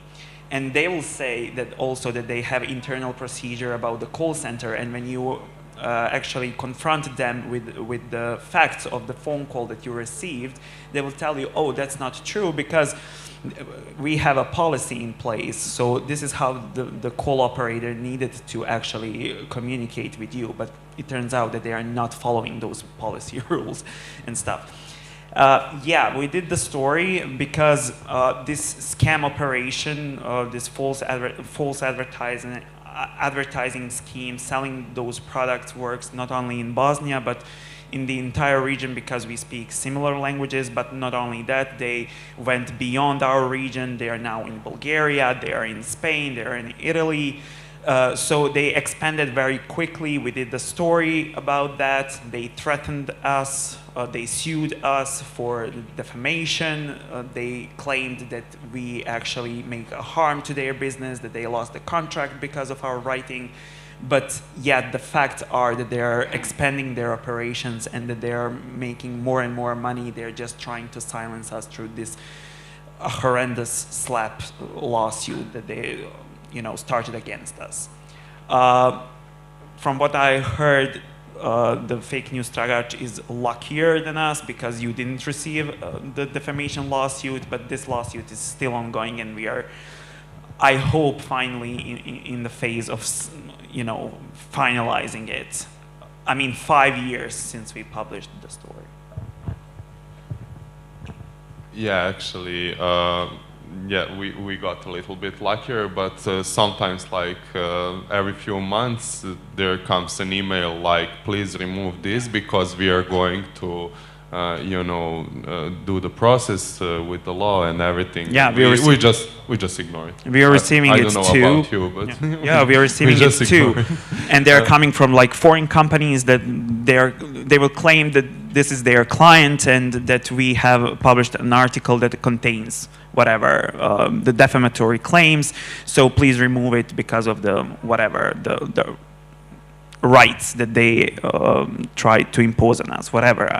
I don't get those, but they are like threat mails. We also take them as a threat mails. Well, we're never going to remove it, and it's among most sure. read article on our website. So thank you, Amar, and thank you very much. We have just about a minute left, but if you have some kind of questions from audience, please raise your hands. Okay. More of a comment, because you asked people like what they're doing and what more they could be doing. I think we as fact checkers are already doing way too much than we should be doing, because I don't think any of us, when we started this work, thought that we will be debunking scams. And this goes, as Amar mentioned, into consumer protection area. So the actors that should be doing more are the platforms, are the institutions, the legal system of each country, well, basically of every country because it's happening everywhere, and then also the international level organizations such as Interpol or I don't know, whoever is in charge of these things. Like, this is the chain that needs to be established to tackle this. Otherwise, it's not going to be, like, we are not going to harm them significantly in any way, because as you said, they're always like several steps ahead. They're super smart and fast in using new technologies. They're developing new technologies, etc., etc. So we're always kind of running behind them, and it's super frustrating. And it's like, we produce the data. We already, I think, produced enough data for their algorithms to kind of pick it up and do something with it. And I'm, as you can probably hear from my voice, very annoyed at the companies that they're not doing this. They have not been doing this for years when they actually could, like, put systems in place to tackle this behavior. Yeah, I agree with you also. I'm very, very angry at them, but you know, yeah, what you gonna do? As Tony Soprano said. Talk about it all the time, all the time. So, time is up. Oh, thank you very much for being on this panel. And okay, sorry, we have another comment. Maybe to end more on a positive note, that I do think that fact checkers are doing more than enough on scams, but I like to think that the ground that we might win regarding the scams, disinformation actors sometimes use the same tactics. So all the moderation that platforms can improve because of scams, they might spill over to disinformation. That's what I like to think. And all the legal changes, all the regulation that starts to be in place also because of this consumer law might have effects on disinformation. That's what I like to think, and how to, I don't know, grow bigger impact on the disinformation aspect. Thank you, Marina. So that's it, guys. Thanks.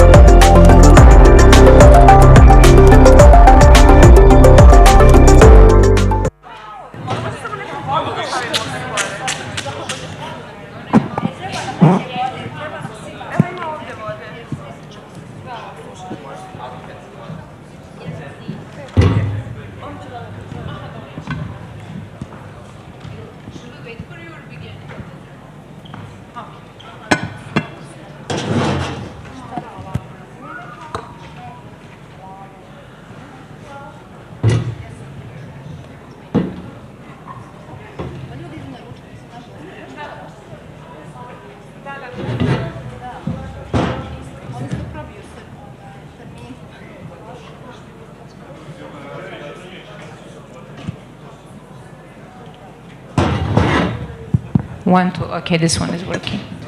Okay, thank you to everyone who stayed. I know you're hungry, lunch will be soon. So, is our timer on? Well, maybe it is, maybe it isn't. Okay, so this panel is going to be about gender-based violence that is committed through technology or technology-facilitated gender-based violence. And we're going to be covering a lot of very different topics that range basically from non-consensual and/or synthetic pornography to these very disturbing phenomena known as like rape academies and similar things. We called it crowdsourcing because a lot of these involve like collective action from mostly men that is designed to intimidate or humiliate or harass or sexually exploit mostly women and in some cases girls. So this is like, it's a very broad field, I would say, that we are going to be looking into from different perspectives. And I hope you hear something new, but I also like hope you don't get super traumatized because these are quite traumatizing. So we have with us a great panel today. We have Nikolina from a collective called Osnažene. For those who are not from the region, it's a nice pun that combines the word women and the word empowered. Then we have Miljana from a Roma feminist collective, also from Serbia. We have Jelena Kalinic from Nauka Govori. I don't know how to translate this. Science Speaks, Science Talks. Science and the World. Okay, thank you. And we have Azem from Bern and Balkan Investigative and Reporting Network.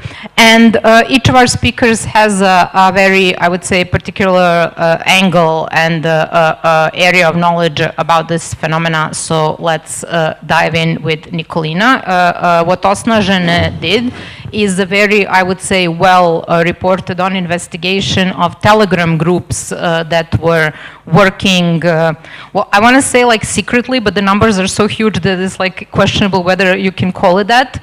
So you did this research discovering what happens in those groups. Can you describe this for us? And sorry, before you begin, I would ask everyone to be mindful of the time, so like 5 minutes, no longer for the, okay, thank you.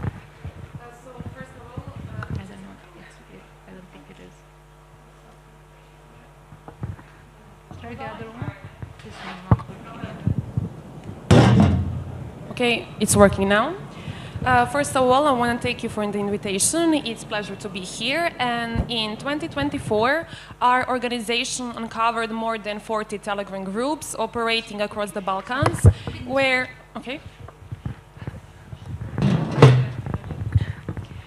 Where intimate and sexualized content of women and girls was being shared, requested, and commented. Actually, we started this research after a few girls messaged us on our Instagram, and they told us that their photos had been shared in these Telegram groups without their consent. And after that, we decided to join some of these groups ourselves so we could understand what was actually happening inside there and what kind of content was being shared.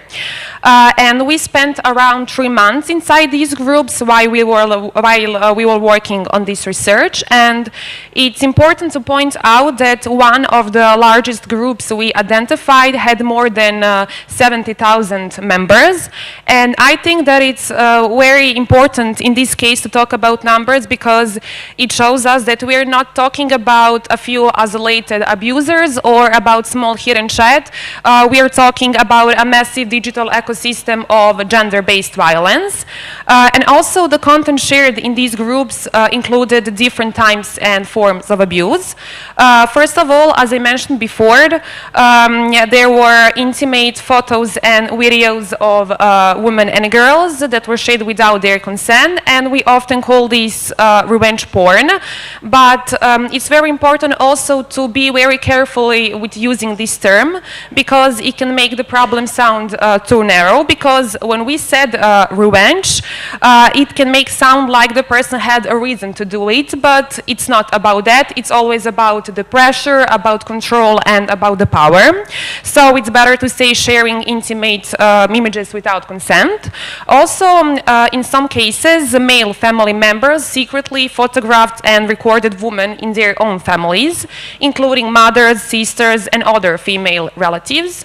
And for me, this this was one of the most disturbing things we had discovered, because the abuse happened in the places where usually women should feel safe, like in their own homes. And there was also cases when men secretly recorded women in public places, for instance, under their skirt while they were in public transport or in a public places, like they were waiting for the line in the supermarket. And this is very important to mention, because people often blame women and say, why did she even take and send a photo to the man she trusted, because 99% of the abusers were men.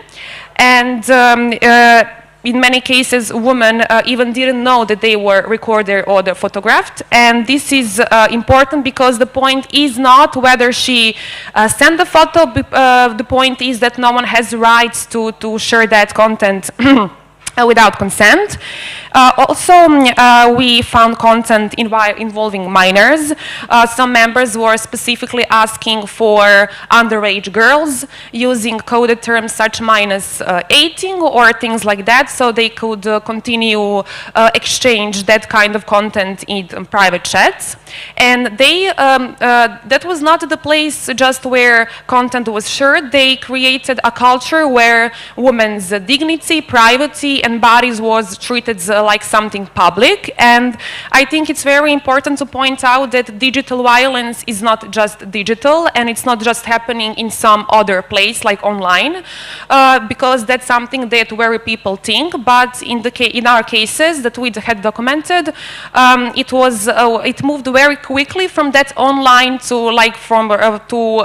real physical lives, because it was not just the content and images or videos that were shared. With that, it was also shared the personal information of the women, such as their phone numbers, their name, surname, even their home addresses or workplaces. And when this kind of information is shared in the group that has more than 70,000 members, it's not just about privacy or losses privacy. It can also become a risk and question of real safety. So I think it's very important to talk about that. It can have real consequences in real life. Okay, this wasn't working, sorry.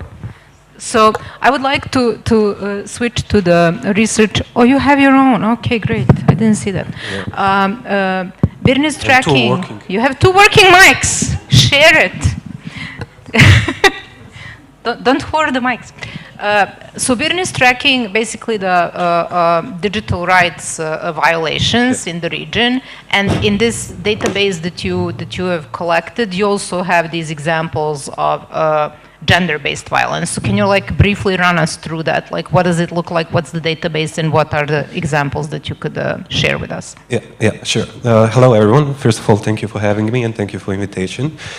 When it comes to digital rights violations, we had a whole program dedicated to those things, and basically we had monitors from all the Western Balkan countries, all the Balkan countries, and Turkey, and we monitor different digital rights violations when it comes. So basically, it can be everything. When we speak about digital rights, we have to think about the fact that digital rights are human rights, and any violation that is happening in real life can happen also in online world.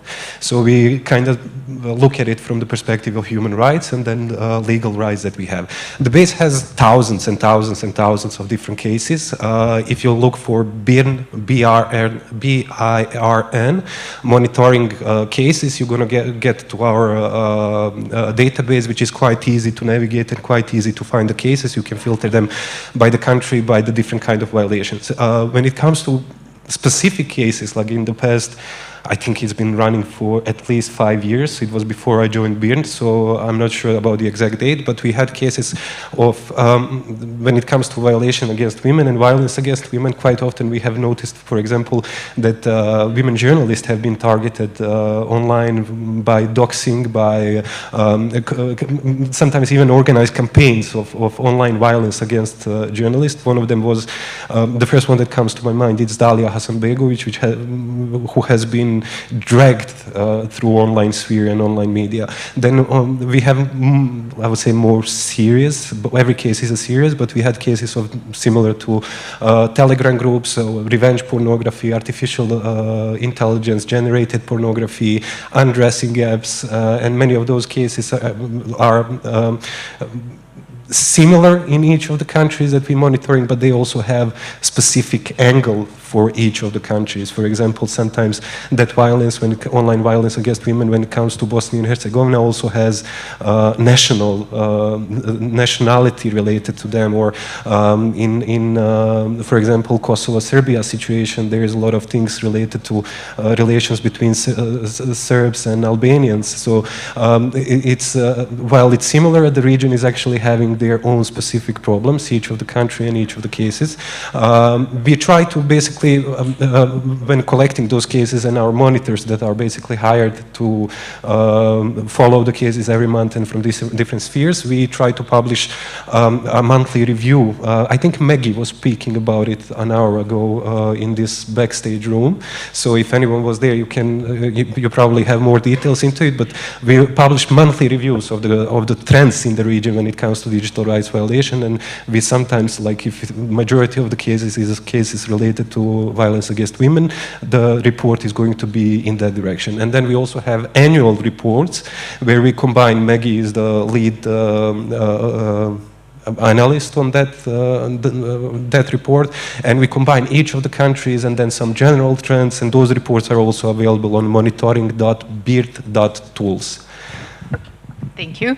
And this is a good segue also to go to the research that you have done, the Roma Feminist Collective, which goes into the intersection between gender-based violence and then the discrimination that Roma women and girls experience as a member of a minority as well. So this is something that is I would say, like, gender-based violence is an issue, but then this specific, I would say, multi-layered targeting is something that definitely does not receive nearly as much attention in the mainstream discourse as it should. So can you run us through your research and your findings? Yeah, I hope it works. Okay. Firstly, thank you for inviting me. Yes, the collective that I am coming from, my colleague and me, we did the research. My colleague and me, we did the research related to the intersectional perspective and experiences of Roma women. That research is mapping research related to the digital violence, as we are using that term in everyday communication. Generally, we were focused on the risk that Roma women are experiencing. We relied on the Crenshaw theory of intersectionality and also on the reports and legal framework related to that. As the World Health Organization is referring, 1 out of 3 women during the lifetime is experienced some form of violence. When it comes to the Roma women, this risk is disproportionately higher. So they are experienced violence based on their gender, ethnicity, social, economic status, etc. Related to that, we mapped that this discrimination and the violence in digital sphere is just one of the aspects of the systemic issue of the broader systemic marginalization, and that is referring to the historical injustices, as maybe most of you know, forced sterilization and experiences that the Roma women has been facing. Based on that, digital violence or technologically facilitated gender-based violence, for me personally that academic term is very long, is not isolated phenomenon. It also has, it is symptom of broader marginalization, and also it has its manifestation in physical, sexual, and mental, on mental health. Also, we identify in the research legal framework, and it is mostly based on the European legal framework, how European institutions recognize, firstly, digital violence, and also how they are, or they are not, are identifying intersectional perspective. Based on that, there are organizations as European Institute for Gender Equality that is recognizing different forms of violence that some of you mentioned already. Also, there are like various recommendations in Istanbul Conventions and also various recognitions by Fundamental Agency for Human Rights, FRA. But what is also the problematic, it is implementation, as always. So we have very well written laws, recommendations, and how we are implementing, especially here in Balkan. So our research, I will tell more later about that, but also is finishing with some policy recommendations and recommendations for improvement, and firstly recognition, but then improvement, and also pointing out digital literacy as also one of the issues. I hope I'm on time, but you're perfect. Thank you.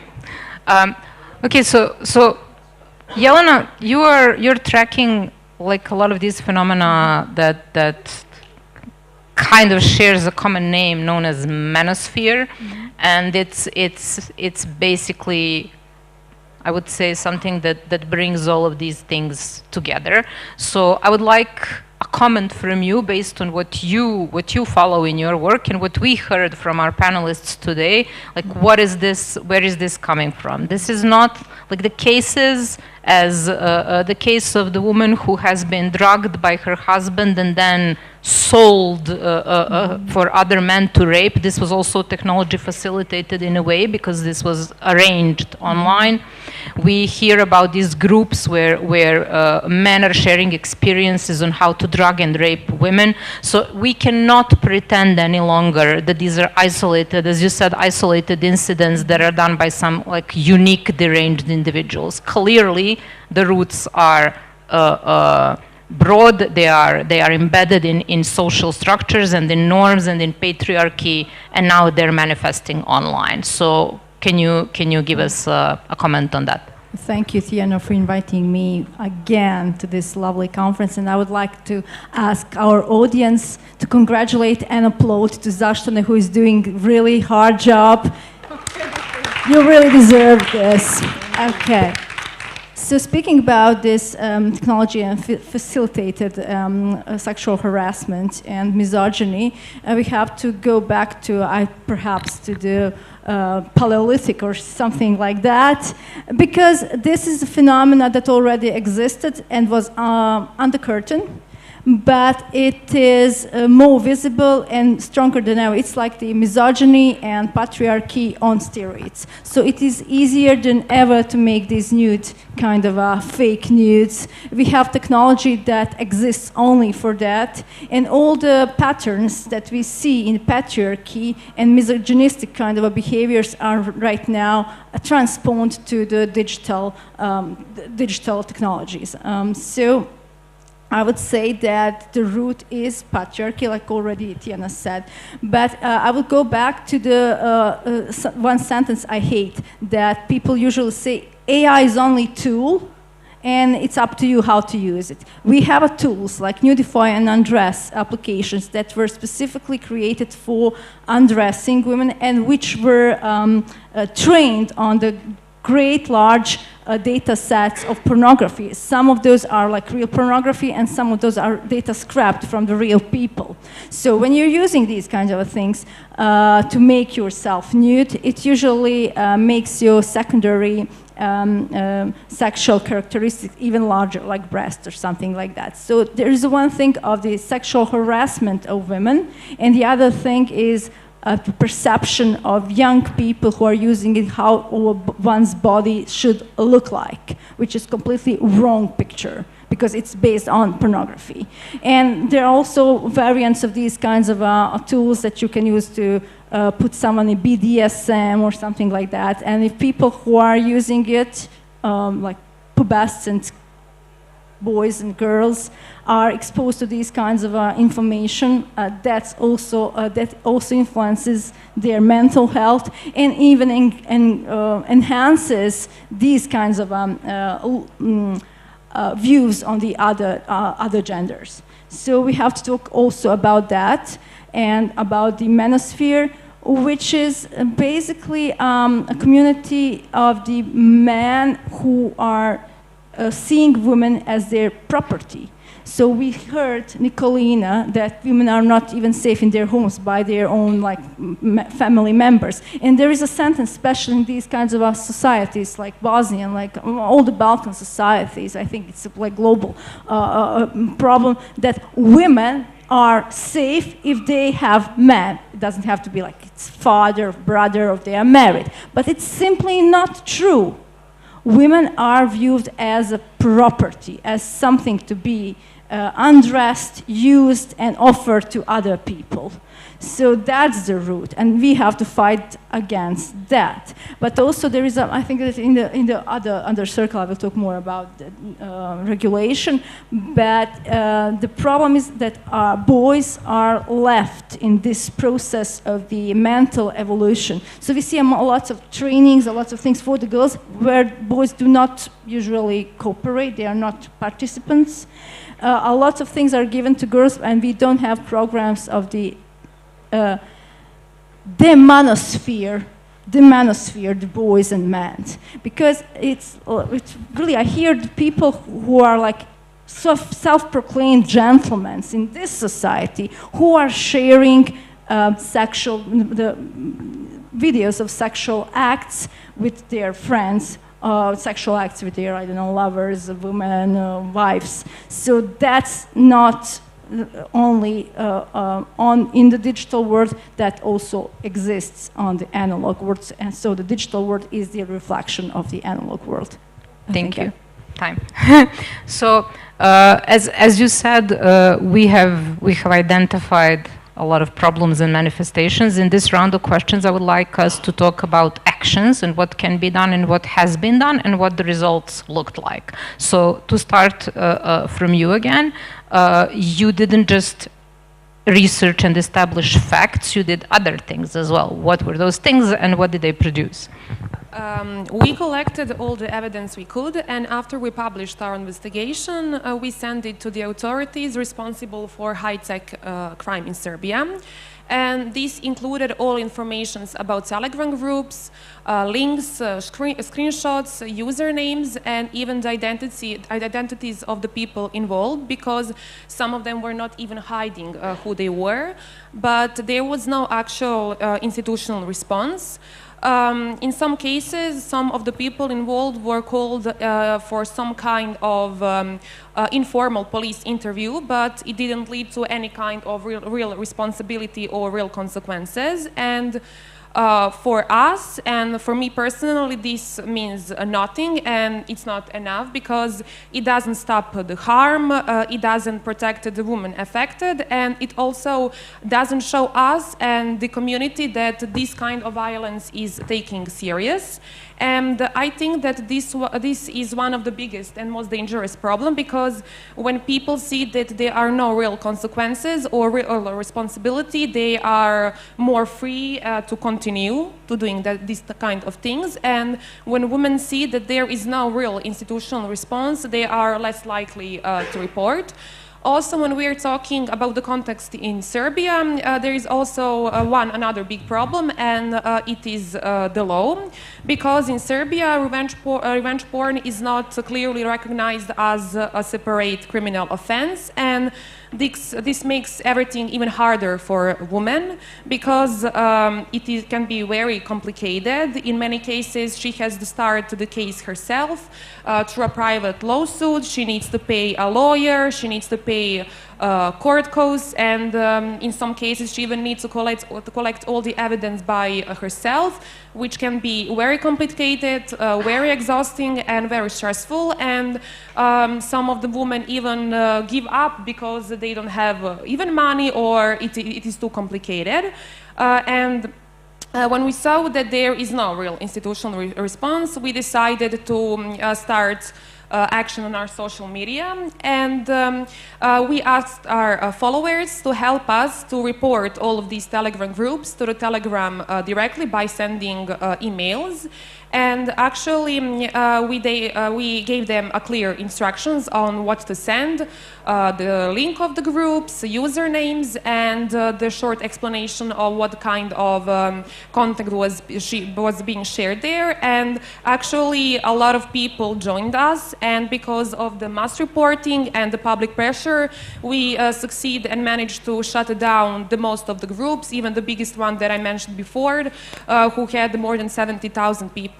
And we look at that like some kind of success, because we can see that people are actually reacting and they actually want to help. But in my opinion, that is not a permanent solution, because we actually need institutions to react. We need real responsibility, real consequences, because this kind of abuse can just move to another platform, another chat, and because 1 or 10 groups are removed, the harm can happen again just in another place. We'll talk about that as well. Before we do that, I would like to hear also similar, I would say, examples from Birn's experience and what happens when people kind of react to the findings that something like this is happening. So I would like to share about 2 investigations that we conducted. One of them was conducted by our Kosovo correspondent, Georgina Bami.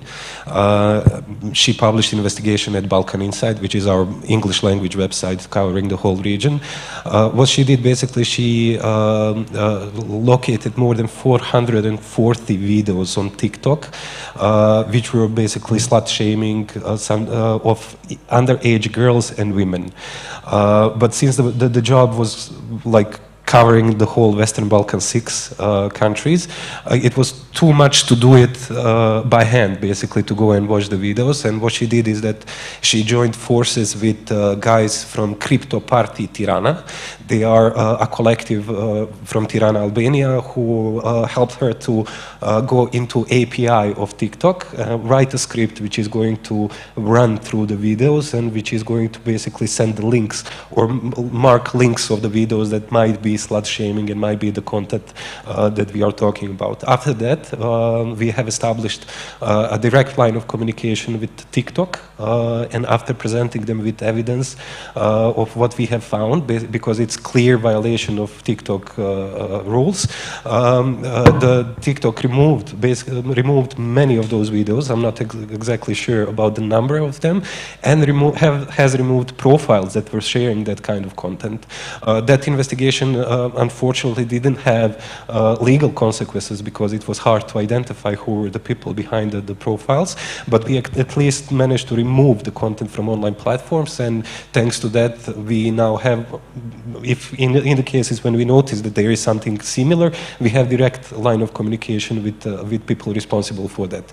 Another investigation was similar to these Telegram groups. There was a group in Kosovo, also tens of thousands of people, I can't remember the exact number, but tens of thousands of boys and men who were part of that groups, who were exchanging private contacts, private information, addresses of the women, where the women and girls are living, undressed photos of those women.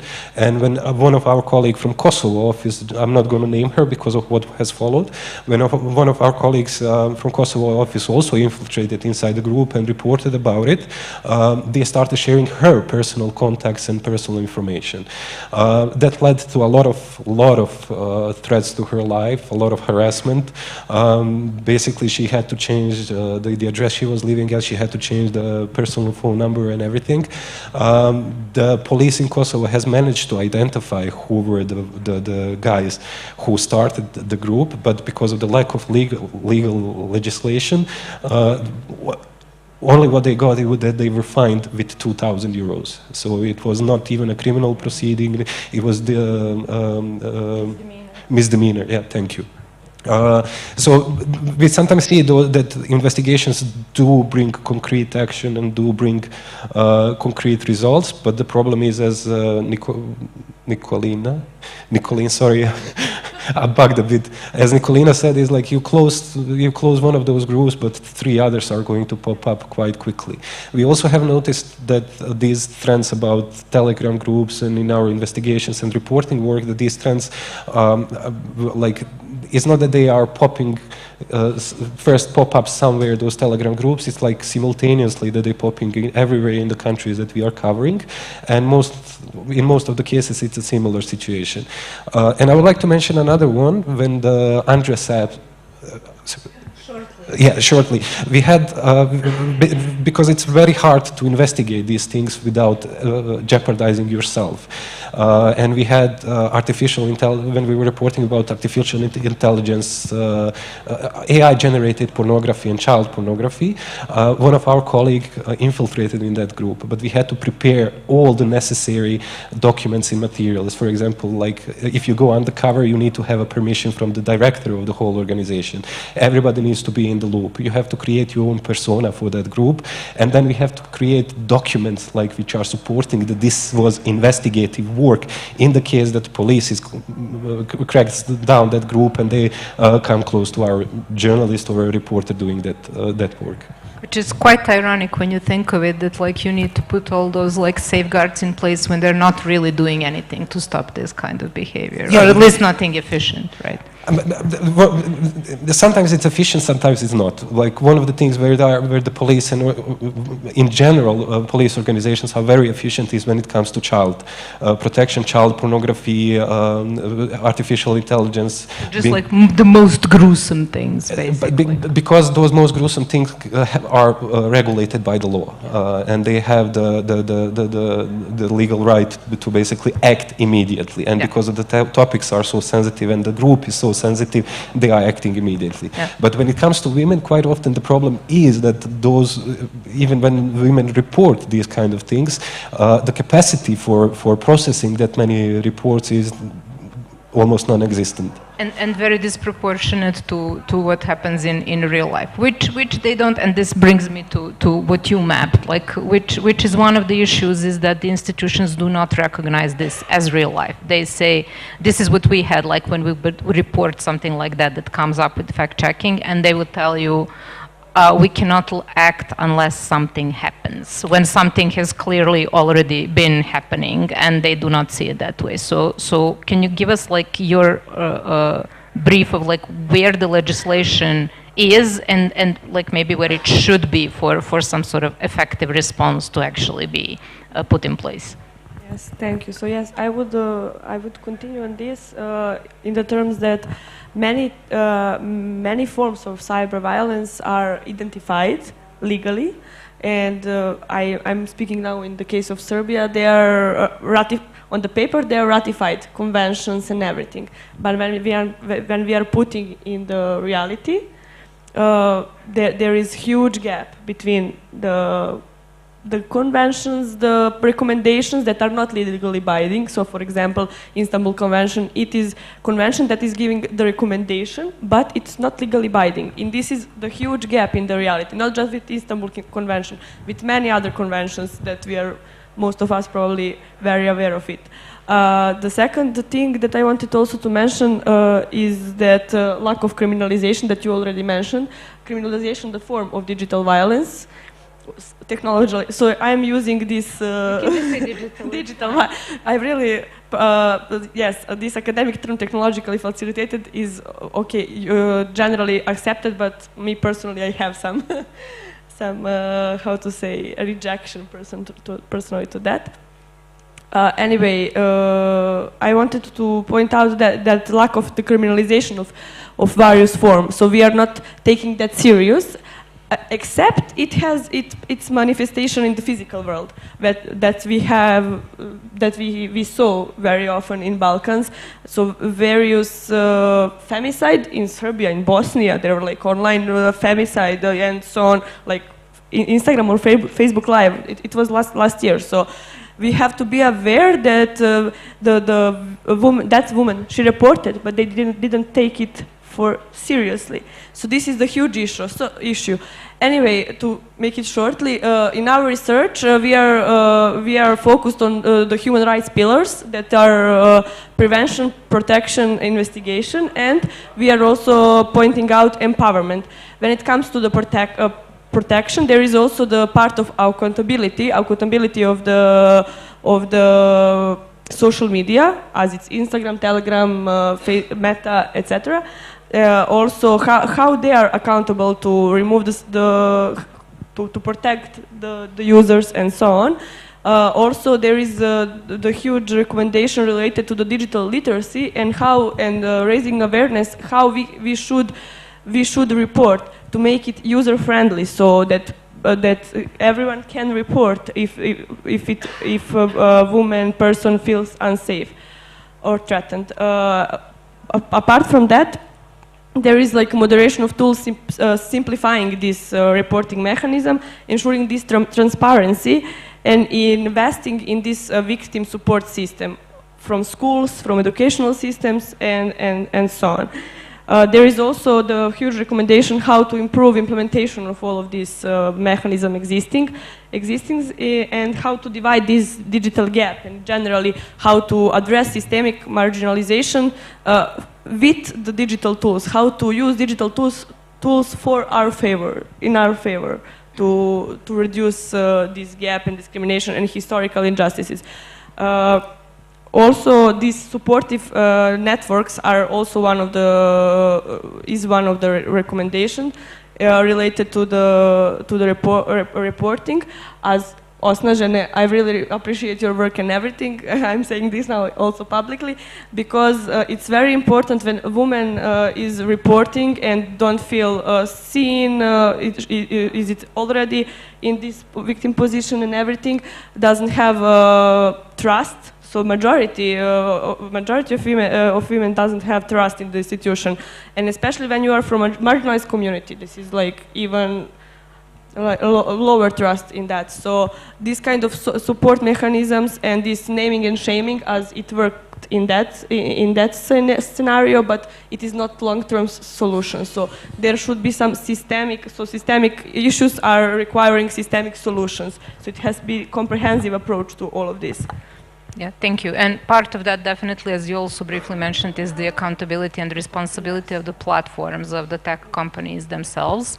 Maybe you could tell us a little bit more about that aspect of, because this is also a type of an institution, like institutional accountability, where the burden should not be on, this is my opinion, we should not be putting the burden on people to educate themselves and, enhance information literacy, which are all wonderful things, but the problems are systemic, will not be solved by users spending more time and energy on like how to protect themselves. Yes, the regulation of the platforms and use of these kinds of tools is essential.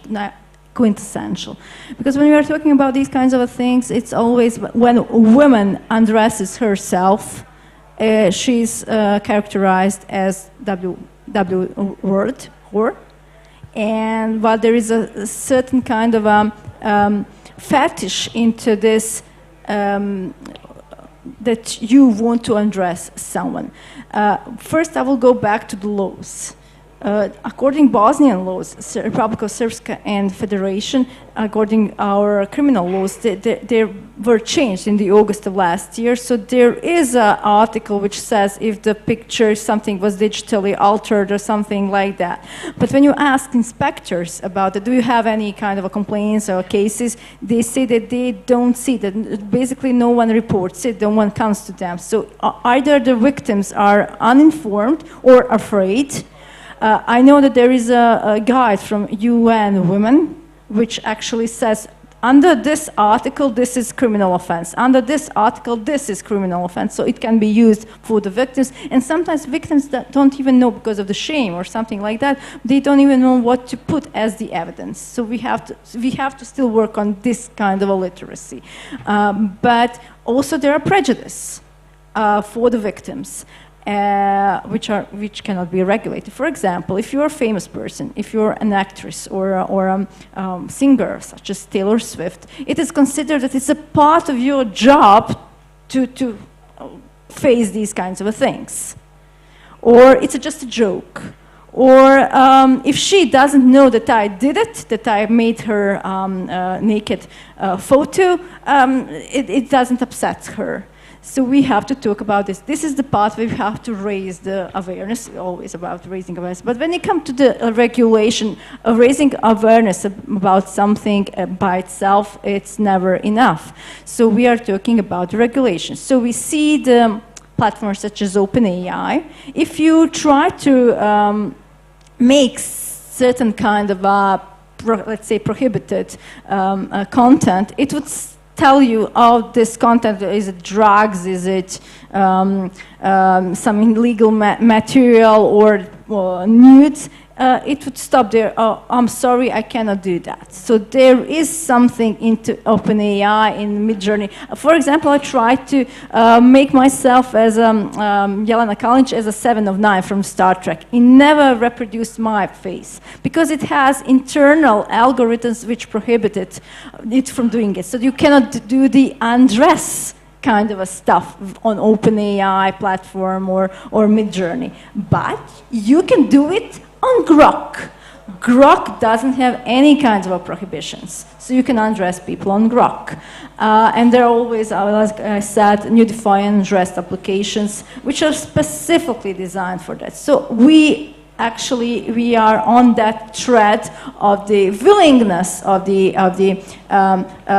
digital platforms and these kinds of guys, if they want to prohibit the certain content, or if they don't. So tomorrow, for example, Sam Altman can say, I'm going to IPO, and to raise the value of my stocks, I will just stop doing this kind of a regulation. I will let my ChatGPT to do these kinds of things. So it's only up to their inner values or feelings. We cannot depend on that. So we need frames which comes from the national and supranational kind of regulators, like such as EU, or there is a question of nationalizing. So more and more spoke about the nationalizing of these platforms. Bernie Sanders are talking about, even Alex Karp yesterday, I found something that he was warning his guys that the platforms could be national, which could be like a good thing because then the state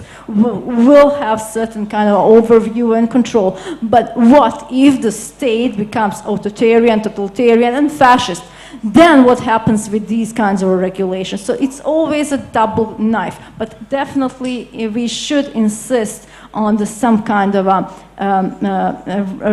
supranational, national regulation and to fulfill the AI Act with these kinds of things, and always to work on the issue of education and lowering down the risk and talking about the ethics of AI, talking about ethics of human dignity, because it's always about human dignity. And if we are living in the era of AI, what are we? Are we human or are we zombies? So if it's not consensual, whatever, if it's not consensual, then it's not free speech, then it's not good, it's criminal act. May I jump in for a minute? Sure. I agree that we need regulations and we need tools that are going to stop these things, but also that's a way to censorship. Like, it doesn't have to be authoritarian state to have the censorship, because I can see it on the example of ChatGPT. Even if you're translating something that has rape inside, it will not translate the whole article, and it will not translate the sentence.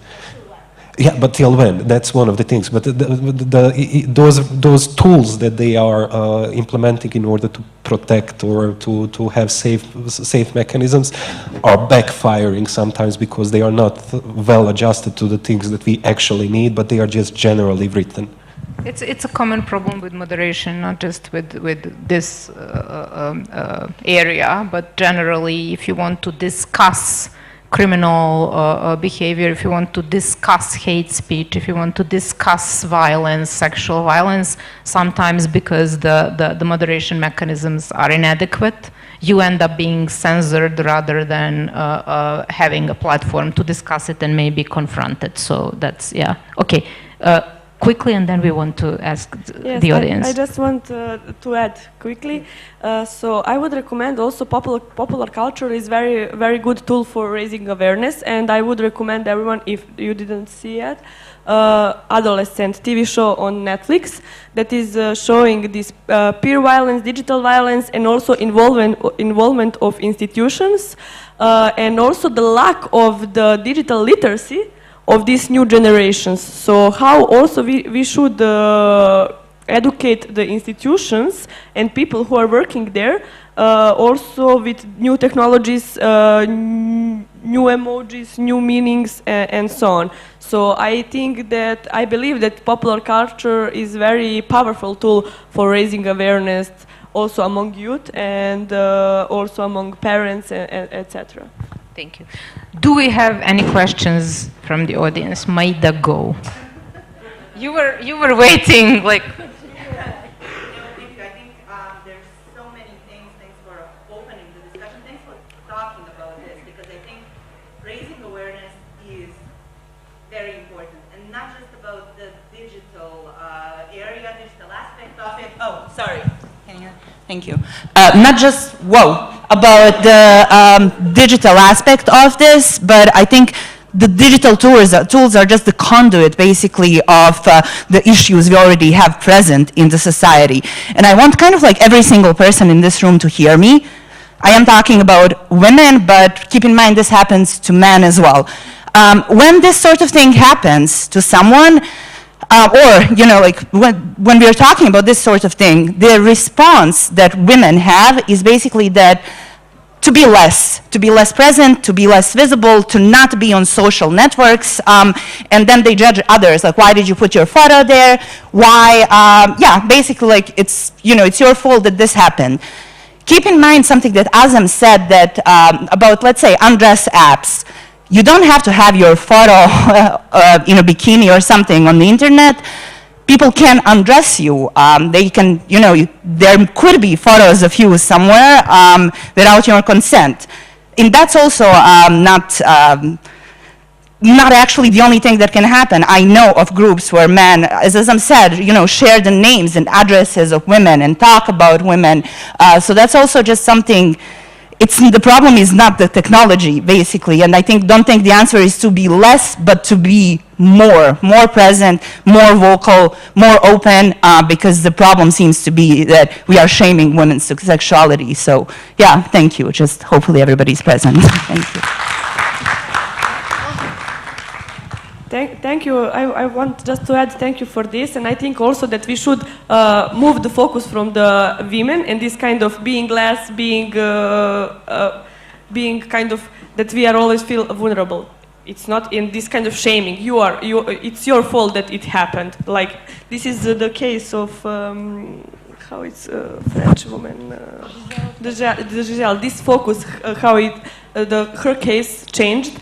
That it's not her fault, it's the fault of the people who violate her, rape her, etc. So I think also that narrative and mindset should be changed.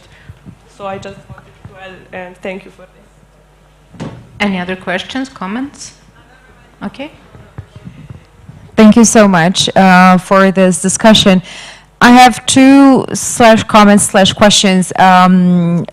You touched a little bit on women that hold public office or publicly seen, holding a position, and they're also very much targeted by tech-facilitated violence. In Italy, you might remember there was a scandal of Meloni's deepfake on underwear, right?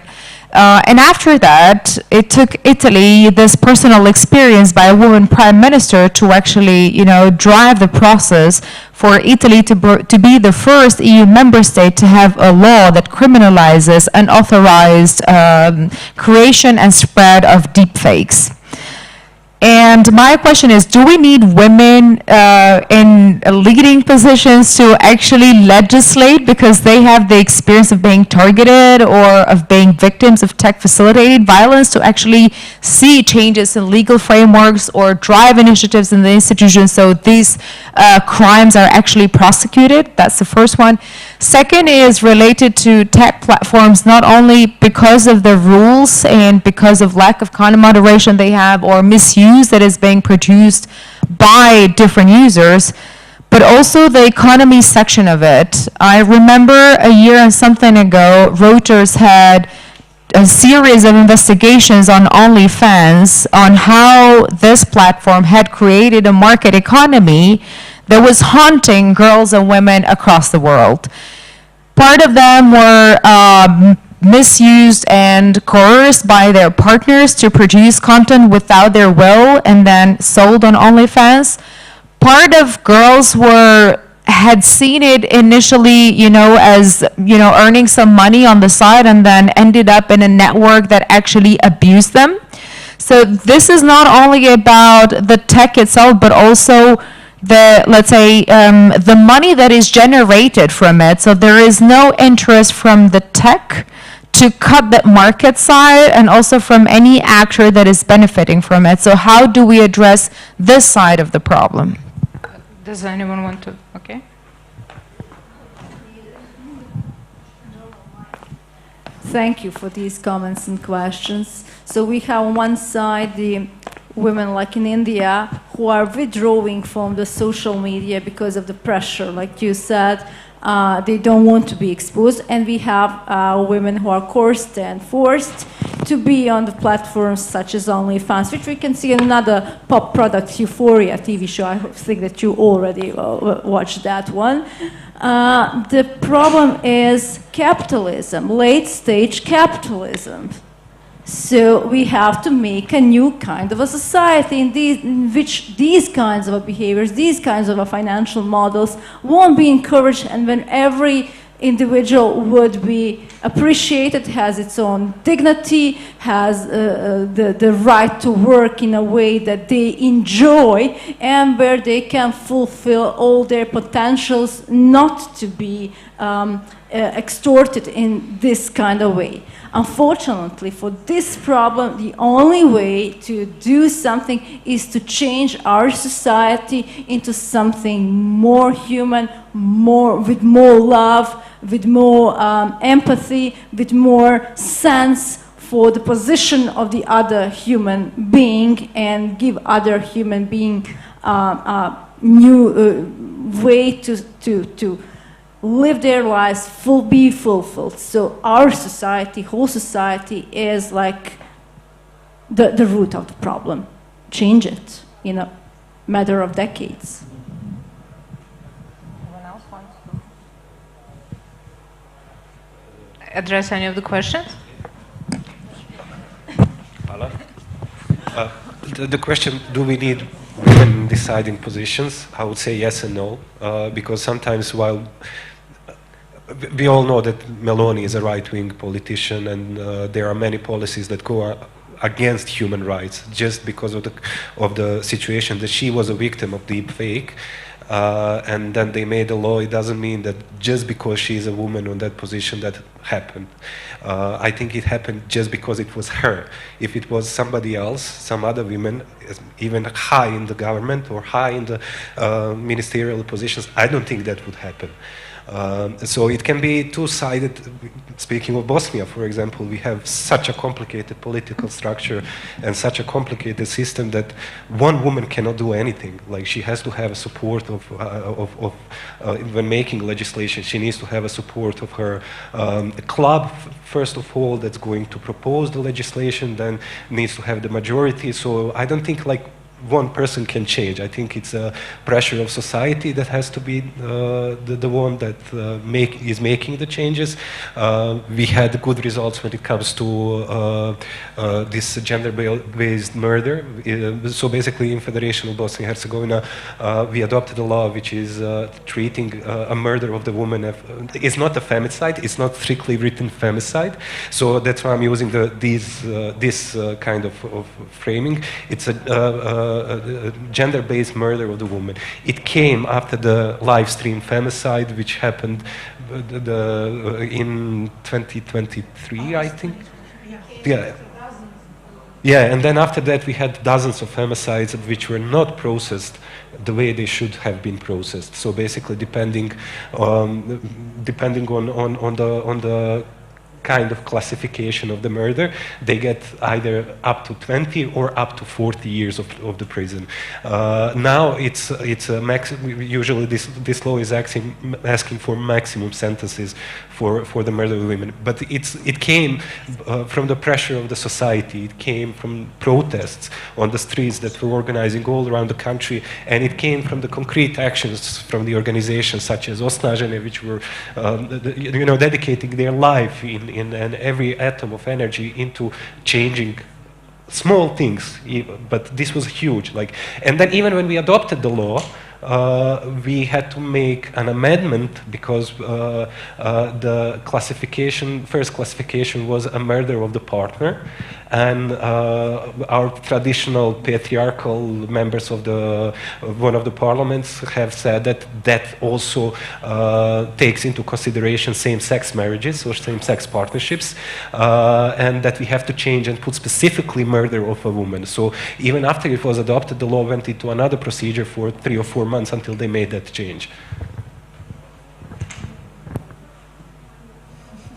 So just came to my mind when you mentioned public figures. Sana Marin, if you know her, like a few years ago, it came some Instagram story where she was partying, and she as a woman and politicians, it wasn't not allowed. If you remember naming and shaming of her and everything, and just this is also reflecting this patriarchat world that we are living in.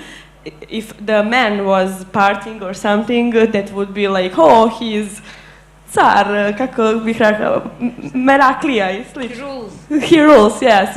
He rules, he is funny. And when women on the position, like we have this kind of forbidden acts, like we have, if you understand what I want to say. This just came to my mind when we mentioned the public figures, how we have allowed behaviors and that for women, and that are not, that even when you are on position, you have this kind of non-written rules. Yeah, so this is also something that kind of goes through the whole, feminist policies issue, is that you have this base that is societal norms and societal prejudices, and that base informs policy making as well. So whether it's specifically a woman in the position of creating laws or making decisions, or whether it's adopting feminist policies, is the very long debate. I would say that neither is possible without the other. Were there not for women's struggle, there would not be individual women doing this either, even if they are right-wing politicians like Giorgia Meloni. So I think we have just scratched the surface, even though we mentioned all of those things, but it obviously goes from education, from one of the important things that you mentioned, and that is a gap between awareness in women and in men of what the scale and the scope of the problem is, and how we educate our children, our boys and our girls on these matters. And this gap is also long-standing. Just the technology is making these things worse in some sense, but I would say making them more visible and raising awareness of the problem as well could even be looked at as a positive change, hopefully yielding some results at some point. Thank you all so much. This was really interesting. This is read for a couple of minutes now, so we need to end it, and go enjoy your lunch.